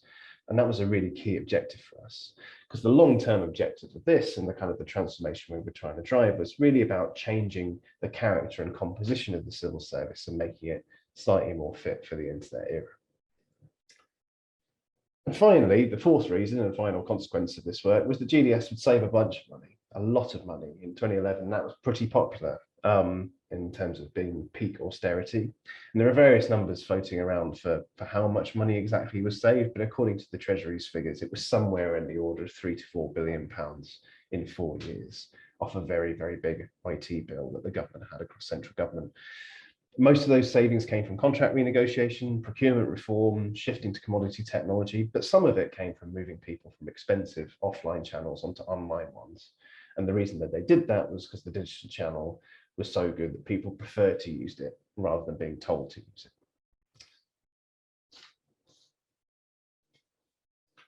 it. Oops, sorry. So yes, insofar GDS was different, it was really about the way it went about doing things rather than what it did. It didn't try to bring in lots of new technology. It tried to bring in a new methodology or philosophy, one that was fairly radically different for Whitehall, but actually quite normal in organizations that had grown up on the internet, that were used to the sort of the norms of the web. Now, it's skipping, sorry. Like any good magic trick, of which, you know, there have been some very qualified people, far more qualified than me to talk about magic in this session. A lot of the hard work that actually made GDS successful happened before the team even got started. And there were 4 preconditions in place that helped GDS start on the front foot. First was leadership, and political leadership in particular. So Francis Maude, who was the Minister for the Cabinet Office and responsible for digital, he was instrumental in getting GDS going, and crucially trusting it to get on with things and backing it when things got difficult. Particularly when we asked for things that weren't the done thing in government, say on recruitment or transparency. For example, one of the things that was very kind of prevalent at the time was asking teams to set savings targets. So say, you know, we will take out X million pounds per year as a result of doing this. We said, please don't make us do that, because if you do that, then we'll, you know, orientate ourselves around the savings target rather than doing what we should be doing, which is building user-centered services, which by being good will then save you money. And that's not an easy message for a politician to necessarily accept, given that they want that headline figure, but he trusted us and he didn't force us to set a target. And that was a really powerful piece of leadership, really. The second thing that we had was a mission, a really clear goal, a reason for people to leave very comfy jobs in the tech industry or elsewhere to come and fight a good fight in government. That was really important. The third thing was a team. We had a small team to kind of get going with, and it's really surprising how often people leave this out in the sort of stories of digital transformation. Change doesn't happen without at least some investment in some really good people at the start. And the final thing that we had as a precondition was a crisis. A sort of pretext, if you like, for unifying people around the idea that the status quo, such as it was, couldn't continue. We had that through a succession of big IT disasters that had happened in the kind of years leading up to 2010. The good thing about government, though, is that there's always some form of crisis to use. And the NHS will always have some pretext for kind of thinking, well, actually, there will be ways of doing this differently, and maybe we should embrace that. But in the work that Chris and I have done with quite a lot of NHS trusts around the country over the last 18 months or so, it's really striking how a lot of them have done incredible things digitally as a result of COVID, things that if you'd asked them in January 2020, they wouldn't have believed were possible, and certainly wouldn't have had the confidence to really try. So those were the things that we had in place when we got going. Martha Lane Fox, as the government's digital champion, she's the woman in the bottom left there, was asked to review the current state of the nation in terms of where the UK government was on digital. And she wrote Francis, the minister at the top, a 4-point plan, which essentially defined GDS's strategy for the next 5 years. And it was very simple. The first thing was to create this central team at the heart of government that had the power and the capability to do things in a different way and had the space to do so. Second thing was to fix publishing, fix the way that information put out by the government appeared on the internet. Third thing was to fix transactions, so some of those services, car tax, driving licenses, and so on. And the fourth was to go wholesale. So how do you make it easy to repeat those kind of different ways of working and those high quality digital services? How do you do that at scale across an organization of 500,000 people and several hundred different organizations?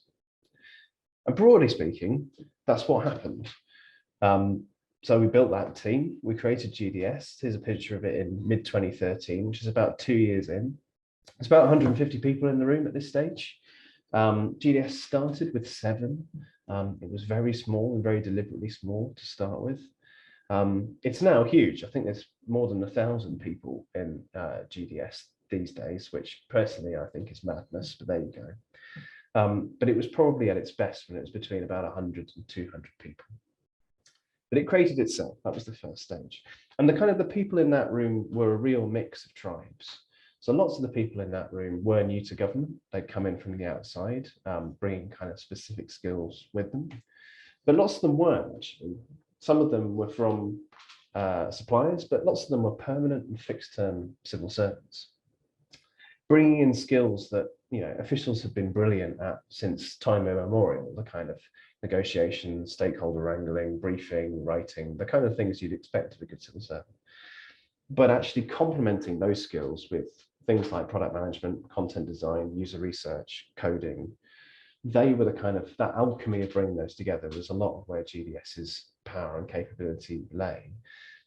This picture of Kathy and Neil, who were 2 of the very early members of the GDS team, sums it up nicely. Kathy used to run the Civil Contingency Secretariat, so basically the people who call in when there's a crisis and to coordinate government's response. Died in the Royal Civil Servant, absolutely formidable, knew Whitehall inside out and had been here for 20 years. Neil was a product manager and he knew how to ship products. Excellent, modern internet era digital products and services. Bringing those 2 together was a thing that hadn't really been done in government before and was a really powerful mix. So it's not just kids in jeans, digital, nor is it just clever generalists. You need them both. Because the thing that united all of those people, even though they came from different angles and different directions, was they were all there to focus on users, relentlessly focused on user needs. And there were quite a lot of these posters in our office, basically sheets of flip chart paper with holes ripped out, looking out over High Holborn, because it was just reminding us what this was all for. And it might seem quite trite in some ways, but that's a really difficult psychological shift to make in a big organization, let alone a government. Big organizations sort of have their own gravity. They can entertain themselves indefinitely without really any external stimulation from customers or users at all. The NHS is often unsurpassed in this regard. And being really user-centered as an organization doesn't mean ignoring some of those internal considerations. Organizational gravity in politics is a fact of life in any kind of bureaucracy or big organization. But what it does mean is it means giving it lower priority. You're solving for the user need first, then the internal need. And that's often quite annoying, frankly. It's quite difficult because user needs often don't comply with the organization's design or where their responsibilities sit. They move across things and they move over time. They don't fit business case templates very well. And so it's often easier in big organizations to ignore them, or at least interpret them within the existing logic of an organization. If you find yourself falling into that trap, then you rarely manage to actually address the need that needs addressing. So for everyone in GDS, the job was building things that met user needs as well as possible, or creating the conditions in which people who were building those things were looked after and protected from some of the bureaucratic noise that could have knocked them off course. So having started to build that team and give it that user-centered purpose, the first task for GDS was to fix publishing. So in 2011, the central government, UK government, was publishing nearly 2,000 separate websites. That's websites, not web pages.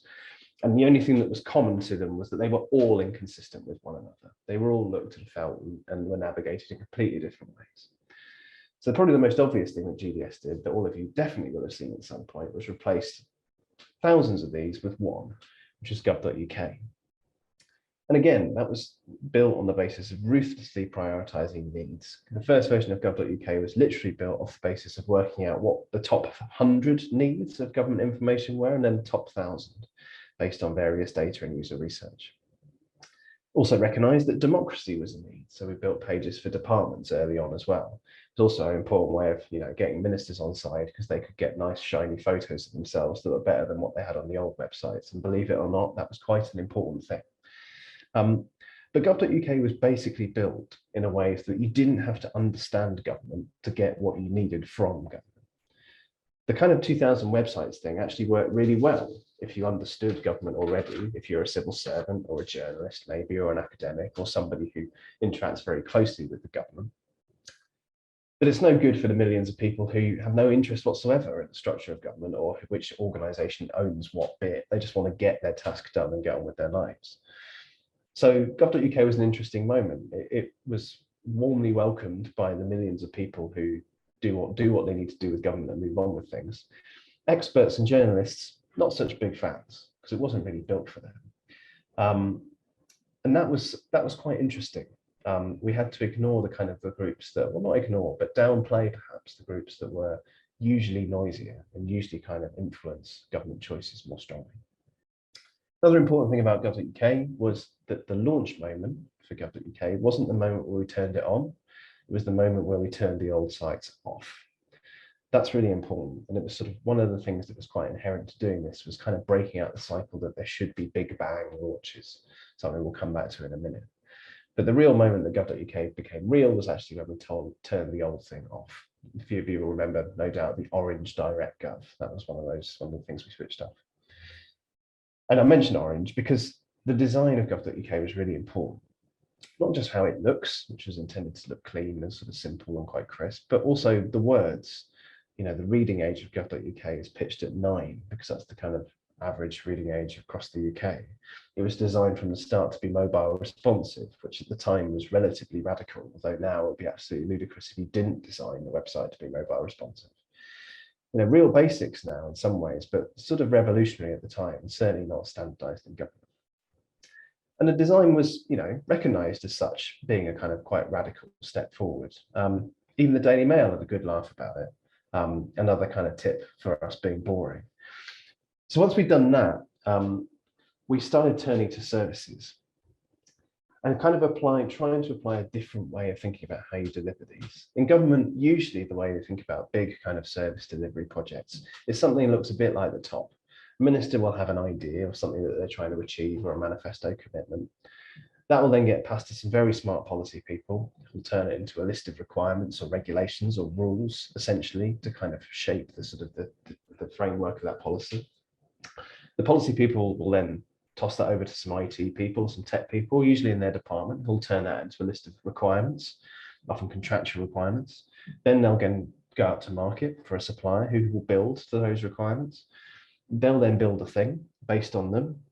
At some point, the policy people or the IT people will realize, oh, we forgot that requirement, and the supplier will go, that's fine. It's going to be really expensive to change it though, but we'll do it. And then after a long, long process of that, at some point, maybe sort of through 2 or 3 years on or more, an actual user of the service will get to use it. And then amazingly, sometimes that didn't completely fail, but often it delivered something that was pretty suboptimal. So what we tried to do in terms of rethinking some of those online public services was put user needs first and apply a much more iterative test and learn user-centered approach rather than that quite traditional waterfall default logic that there was set out at the top. We picked 25 exemplar services, as we called them, across 8 different departments. Not all of them worked, and they were a real mixed bag. Some were brownfields, so some where there was an existing service or existing legislation or kind of rule sets we had to work around, and some were greenfield, so basically kind of new things that we could start from scratch.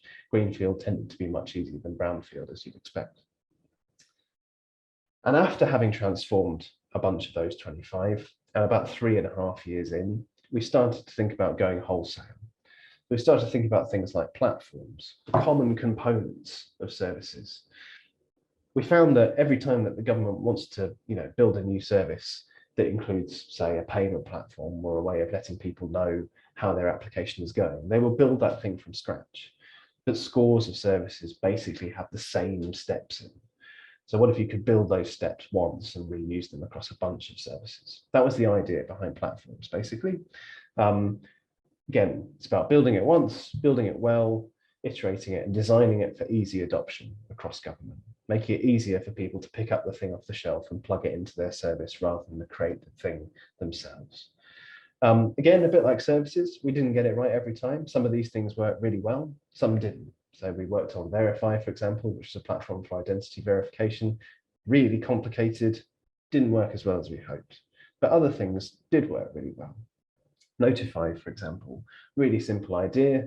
A lot of the sort of failure demand in government, which is basically kind of, wasted money, was coming from people ringing up call centers going, what's going on with my license then? What's going on with this particular application? I haven't heard anything for a few weeks. And it's just because they weren't clear where things were in the system. So Notify was kind of designed as a way of being able to kind of communicate with people at scale, at low cost, to essentially kind of let people know how things were going, so they didn't feel the need to call up a call center to find out. And Notify, I think, is sort of a bit of an unsung hero outside government circles. It's a pretty remarkable service. It's sort of essentially one of probably Europe's quietly successful startups that you'd never really see, because it was a government thing. Not that long ago, the product manager, a chap called Pete Herlihy, who's a bit of a hero of mine, put on Twitter that Notify just sent its 2 billionth message, which is just phenomenal. But the second sentence of that tweet is also worth seeing, in a sense of, you've really seen this hockey stick uptake of the service, which again is something you'd expect of something that's not just successfully meeting a need, but is really easy for people to adopt across a bunch of institutions. The other thing that was part of going wholesale, though, wasn't just building bits of tech and platforms that you could plug into services. It was always also about codifying the ways of working and best practice, and actually the methodology and knowledge that are kind of emerged over those years. And we did that in a bunch of different ways. We did that through setting rules and mandates, so things like the Technology Code of Practice, which kind of set out how to kind of buy technology in a kind of better value for money and more internet era way. These sorts of things were basically public statements of intent, if you like, and they were as much to the market as they were to our colleagues in government. They were really kind of telling suppliers, these are the kind of the rules of the road now. We're expecting more of you, and we're expecting you to sort of behave and deliver in different ways. And we set some quite clear red lines and some clearly expressed preferences. And actually, it was things like this where our minister came in really handy, because as you can imagine, this was moving the cheese of quite a lot of big, powerful suppliers that have made a lot of money by delivering some fairly substandard stuff. They weren't particularly keen on the idea of us, forcibly raising the bar quite a lot. And again, to his great credit, he stood very firm in some quite crunchy conversations. But it wasn't just about that, and it wasn't just about the tech. It was also around the sort of standards around delivering services, but also how to go about that. So guidance around the patterns and design, and how you kind of go about the business of running a service. So we published a service standard. We also published an accompanying service manual, which provided a bunch of tools and guidance to help teams across government and beyond build to reach that standard. The kind of rule that we had internally in GDS was, if someone's asked GDS as a team a question more than once, we should publish a web page saying what the answer is. And make it really, really easy for people to kind of get hold of that information and help. I should skip through a bit because I need to leave time for questions. So the thing that happened slightly unexpectedly, as a result of us doing a lot of this work in the open, was that it started to go global. So a couple of very quick stories. This is Hilary Hartley, who's the Chief Digital Officer in Ontario. Hilary Hartley is the Canadian equivalent of the Permanent Secretary, so the most sort of senior official level, if you like, in government, which in itself is quite a big deal. She was also an outsider appointed to that role by the most senior official in Ontario. When Hilary was kind of going through the process of being recruited for that job, the minister met her off the plane. That was the extent to which they recognised the importance of this kind of leadership at the highest levels of government. It really mattered, and they kind of really committed to that. Her team has done a ton of amazing work, lots of it kind of building off the GDS playbook. One of the things that they've actually done differently, though, and quite specifically, is write user-centered approaches into law, into kind of Ontario legislation, giving them real legal force and mandate over time, which again is a kind of a really impressive and powerful lever for driving some of the change. Another super impressive leader, this one's called Daniela Raffo. She was sort of Hilary Hartley's equivalent in the Peruvian government. She worked in the Prime Minister's office back in sort of 2017, 2018. And Peru, with a little bit of help from Public Digital, essentially built their own version of gov.uk, gov.pay. It took us in the UK 9 months to get to a beta that we could launch publicly. The Peruvians managed to do it in 3. Although I like to say that that's because they had a bit of help. But that would be kind of diminishing a pretty massive achievement. And they've also done some amazing things in Peru around open procurement data, where they kind of publish the details in government contracts as part of tackling corruption, which is, as you can imagine, is a serious issue out there. And again, a bit like Ontario, they went legal. So a presidential decree was issued in 2018 in Peru saying that God.pe, so that website, was the country's official website. That's it. It's written in law. So if you want, you are not permitted legally to create a bunch of additional government websites. It needs to be done through that one thing that's user-centered and easy for citizens to find and navigate. There are loads of other examples around the world of governments adopting GDS-type ways of working and adapting it to their own context. And in all the successful cases, the key thing is they don't try anything really clever or complicated to start with. They go for simple, impactful changes that real people will notice and like. And in parallel, while they're doing that, they're going about the really quite tricky business of rewiring their own organizations so it becomes much easier to build things and do things in that way by default, rather than by exception, rather than having to work your way around the rules. And that stuff doesn't happen overnight. It's a long road, but a bit like bankruptcy, and I can't remember who's responsible for this quote, but it's one of those things that happens gradually and then suddenly. And you've seen it in all kinds of places around the world. Now, I've deliberately made this talk quite celebratory because it's important to be optimistic, and change is hard and painful. But it's also important to reflect a bit because there was plenty of stuff that we could have done much better. So I'm going to go through these relatively quickly, but these are some quite common mistakes, ones that we made, but ones we've seen others make as well. So one of the things that we did as GDS was really focus on those 25 services, and they were all public-facing services. Now that's kind of fair enough because, you know, that's what the civil service should be for.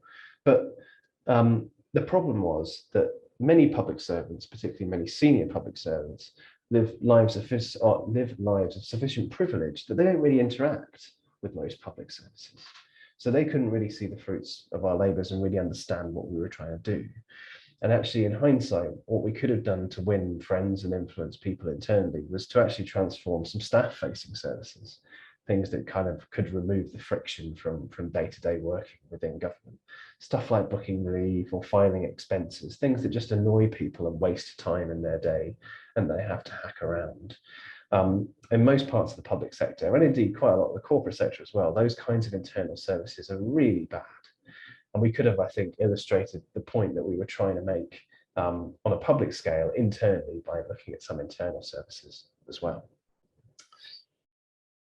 Another thing that we had to deal with quite a lot, GDS faced quite a lot of skepticism, and legitimately so. We also annoyed quite a lot of people. And again, sometimes that was deliberate and appropriate, and sometimes it wasn't.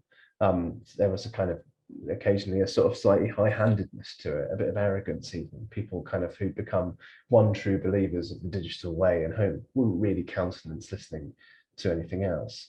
And there's a lot of jargon involved too. I think I've done my best to avoid using the word agile at any point in this talk. I certainly try to, but it's that kind of thing that puts people off. And you know, in hindsight, we could have worked harder, I think, to find a common language and common ground, particularly with colleagues in policy and economics. Equally, you know, they probably could have been slightly more open to us, but there was definitely fault on both sides. Now, I should qualify this a little bit because there's one thing that I don't think we would apologise for, and that is that there was conflict occasionally, and some of that was right and appropriate. Because actually, in terms of organisational change, having the right argument in the right way and at the right time is really pivotal. Like, part of the art of this is actually turning stuff off as it is turning stuff on, and you can't always square everything away. So actually, you know, prizing consensus and perfect consensus as perfection is usually a guarantee that users don't win because they're the ones who are in the room. So certainly being mindful of over consensus building is definitely a thing that I wouldn't apologise for us being, because that kind of conflict can be constructive and often necessary. Couple of final things. Oh, it's got stuck again. Funding. We fought the Treasury. We fought the Treasury because we wanted to make scrutiny of kind of spending more proportionate to the risk involved. We wanted to make it proportionate in the sense of, in government, it was usually as easy to get approval to spend 100 million as it was 1 million. That doesn't seem terribly sensible. We made some progress, but not as much as we'd like. And this is still a thing that dogs lots of central government, and I'm sure the NHS as well. That was a shame. I still think unlocking funding is one of the big kind of keys to doing more of this at scale more successfully. Diversity wasn't really good enough, particularly in the early days of GDS, and I think it made us a weaker team. It's a problem with the sector as a whole and technology as a whole, but you know, we were the government's digital and technology poster child, and we had a responsibility and influence to do more about that. The team latterly, I think, has done quite a good job, but we certainly could have done more. We likely didn't do enough. So in hindsight, that's a thing that we definitely should have spent more time and energy improving. Working in the open. And I should say we did lots of this. We did a huge amount of working in the open and talked about it a lot too, but you could always do more. And actually working in the open is a real force multiplier, because it ends up helping people who you don't even know about by publishing what you're doing on the internet, by blogging about it, by putting that kind of collective knowledge and insight and lessons so everyone can kind of make the most of them. It's a really cheap form of scaling behavior change because Google does most of the work for you. So we could have done more. And the final thing, I guess, is the sort of fragility of all of this. So this has been a real whistle-stop tour, and a lot has changed since 2011. And a lot of it, I think, has changed permanently and for the good. But equally, you know, some things have definitely slipped back since that time and don't perhaps have the same momentum that they did maybe in 2015, 2016. Inertia is a really, really, really powerful thing in all big organizations, particularly government and the NHS. It's the most powerful force by miles. And so really sort of appreciating how fragile that change can be and doing one's best to sort of put in place the supports that mean it can sustain is really, really important.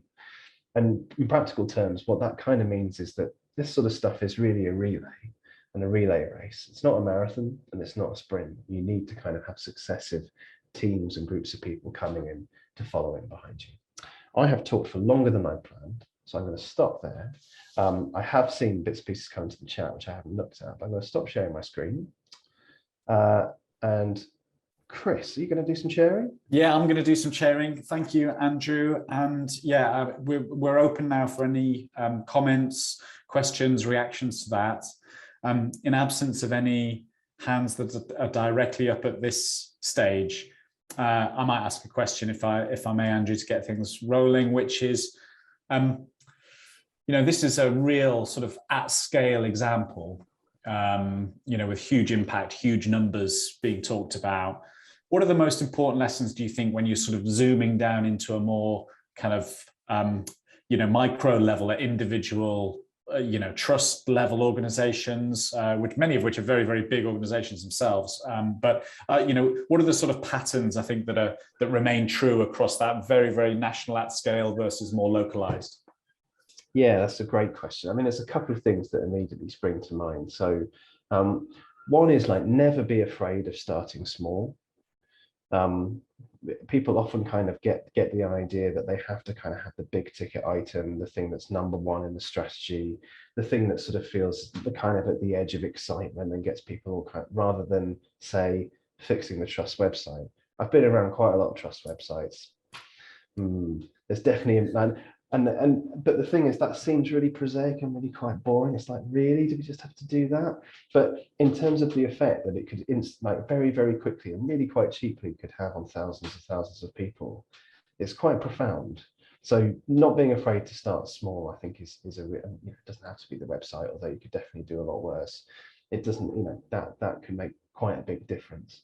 The other thing about that is that it really helps you build your credibility as a kind of, in terms of trying to do things in different ways, because people can see the difference rather than you telling them what it's going to be.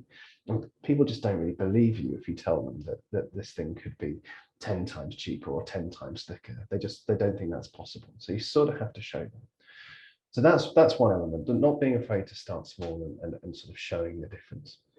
The other thing that I think is really transferable to that kind of trust, sort of smaller trust level, is that kind of point that I alluded to in the team, which is sort of multidisciplinarity, like being prepared to sort of look across the different tribes.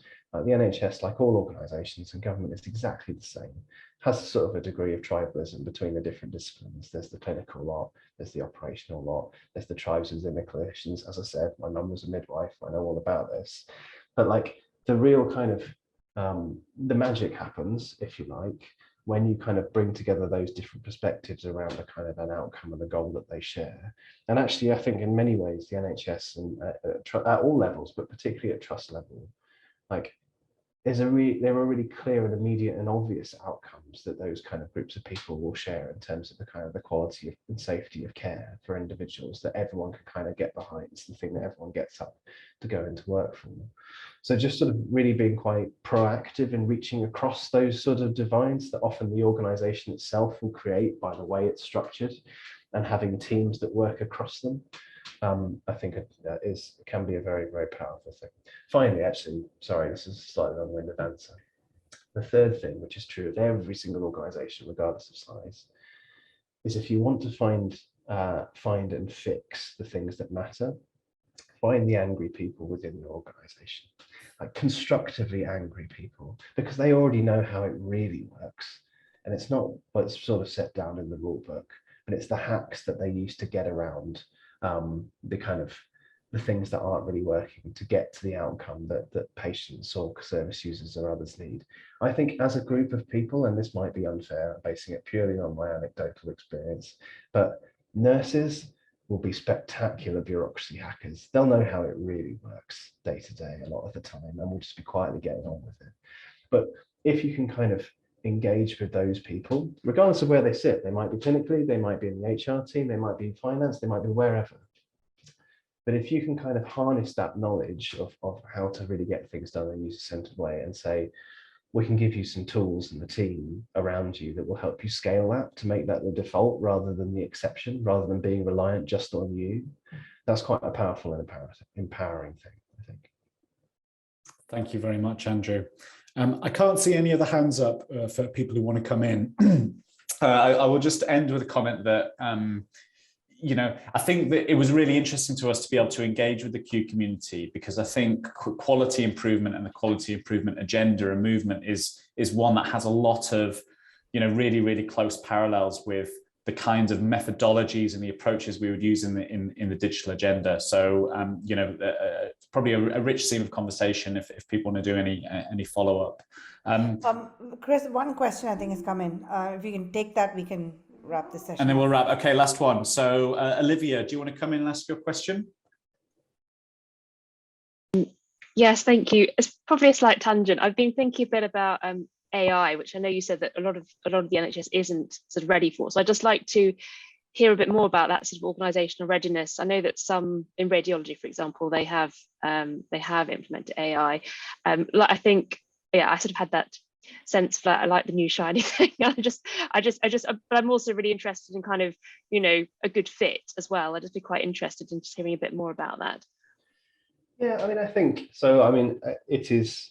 There's nothing wrong about doing that when there's a kind of a clear need and application. I think actually clinically there are more kind of compelling use cases for this kind of thing, and actually the available data and expertise to exploit it than there are in most places. So I do think there's sort of a slight exception here. I think in terms of the organizational readiness for AI, I think what I mean about that is, is there a clear articulation of what the outcome that the application of this technology is trying to achieve, rather than people starting with, we really want to use AI here. Let's figure out a problem to solve it. It's approaching it from that way round, I think, really. And I'm always sort of very nervous of people using the word solutions, because people sell solutions and they tend to sell them before they've really worked out what your problems are. Yes. So I think very simply that would kind of be my kind of real takeaway from that. And I think again, just to sort of bring in the thread I keep coming back to, like, because I'm boring, like it's making sure that it doesn't take all the kind of both executive and also kind of energy and capability away from some of those more prosaic ends of the sort of spectrum as well. Like you absolutely can get some real, immense clinical value from applying AI in various kind of ways, but you can also get a bunch of value from having a decent website. Yeah. So it's making sure there's that kind of complement. Yeah, that makes a lot of sense. I love your allusion to making sure that you're clear on the problem before rushing in with solutions. Very much fits with the the simple sort of principles of quality improvement as well. So yeah, thank you. Thanks, Lou. Brilliant. I think we're at time, so thank you very much, Andrew. And Thanks very much. I'll hand back to you, Anjali. Lovely to meet you all. And I will once again drop my email address in the chat window. It's been great to meet you all. Thanks very much for having us and for conducting your virtual visit this morning. Thank you so much, Chris and Andrew. Really appreciate your time. Cheers. All right, thank you, Anjali. Thank you, Chris. Brilliant. Thank you, Andrew. We want to end on a high because magicians, when we design things, we design like a magic show. We start with a catch or something punchy, and then we go on a crescendo until we reach the climax. So we're reaching the climax, and after the climax, there is the legacy, the things we want to take away with us. So what we're going to invite you to do now, go back, before you go back to your realities, is to think, be intentional about the takeaways from this session. I'm not saying only from the part that the Academy delivered, but from the entire morning, 4 takeaways, 4 things that you're gonna take back to when you go back to your trust. What maybe an insight, an idea, maybe it's a concept. How can you give your team more time to be imaginative, or anything that stayed in your mind. But for doing that, I'm gonna invite you to get a piece of paper and a pen, and it needs to be a paper that you can tear in pieces. So it doesn't need to be an A4, although A4 is great.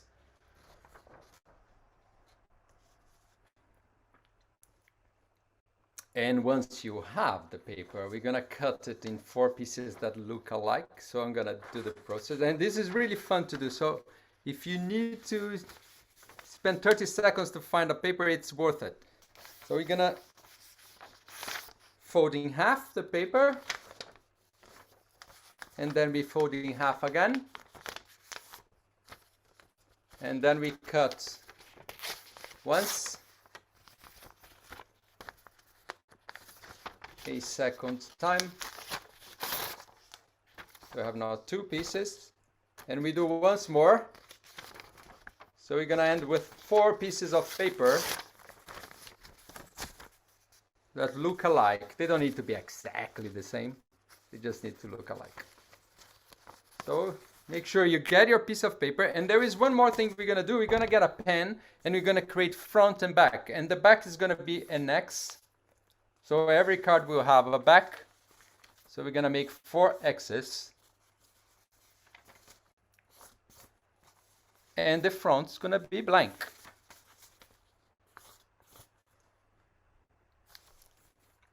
Once you have that sorted, you're gonna have 2 minutes to write the 4 takeaways of the session, things that you can take back to your trust intentionally with you. But I would like you to invite to write on the blank side. So let's say, if you want to create space for divergent thinking, you write across a card in the blank side, right? On the other side, you have the X. Just to say in landscape mode, right? Just so it's important. Landscape mode, Alex. So X on one side, right on the blank side. You're gonna have 2 minutes to do so. 4 things. I'm gonna just play a song. If you have any questions. Thanks, Rubens. Okay, so now you've written your takeaways. I have mine here as an example. So different takeaways. We've created a magical ritual to finish this off. So this is now going to become, these takeaways become part of the magical ritual. And how we're going to do that is I'd like you to bunch your takeaways together and bring them into view like this. So I can just get a view of what you're doing. Now this ritual has various steps, and try not to jump ahead. Try not to just to make assumptions and jump ahead, because if you jump ahead, it may happen at the end, the magic might not work for you. If that does happen, don't panic. You're still part of this magical experience, but let's go for it. So first thing is to have them, all your takeaways facing down, so they're facing the ground like this. Hold it up at roughly chest height like this in front of you. Very good. Now you have what we call the short ends, and these are the long ends. It's important that you hold these like this by the short ends.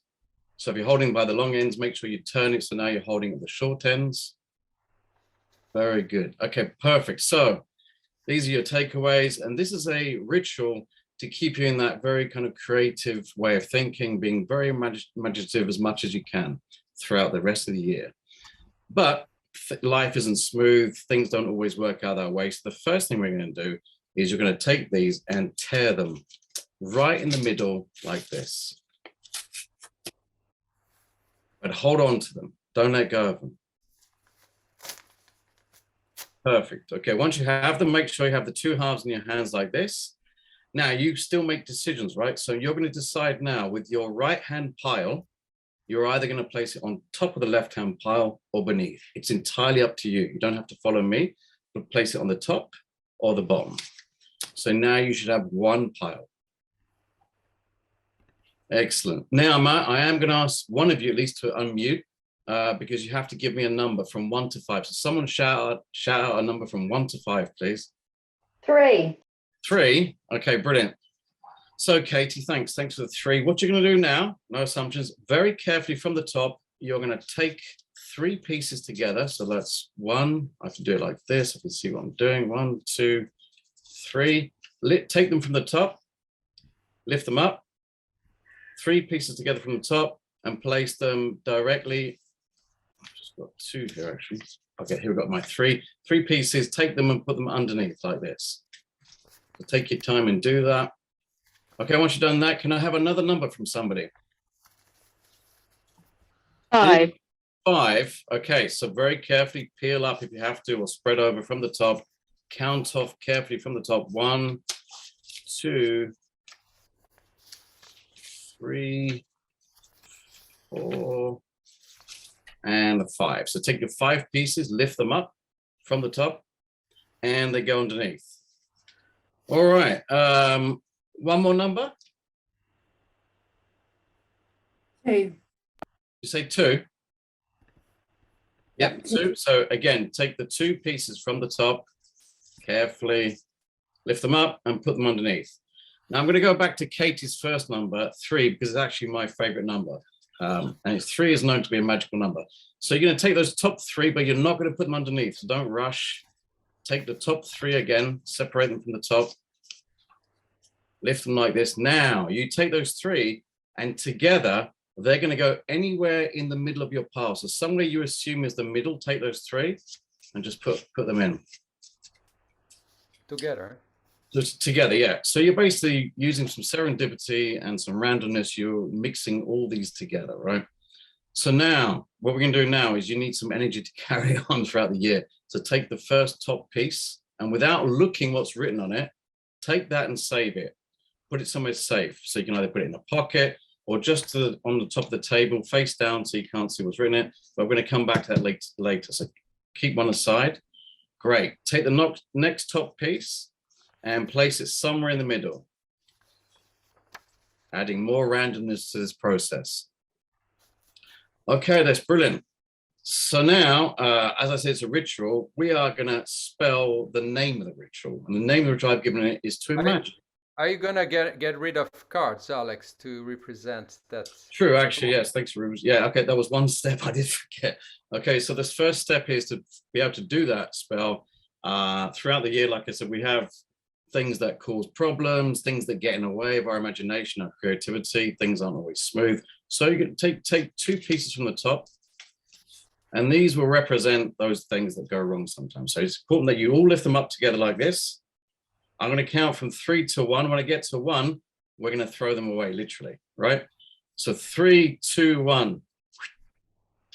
You got rid of those 2 problems, those 2 blockages. It feels a lot better, doesn't it? You feel a lot lighter.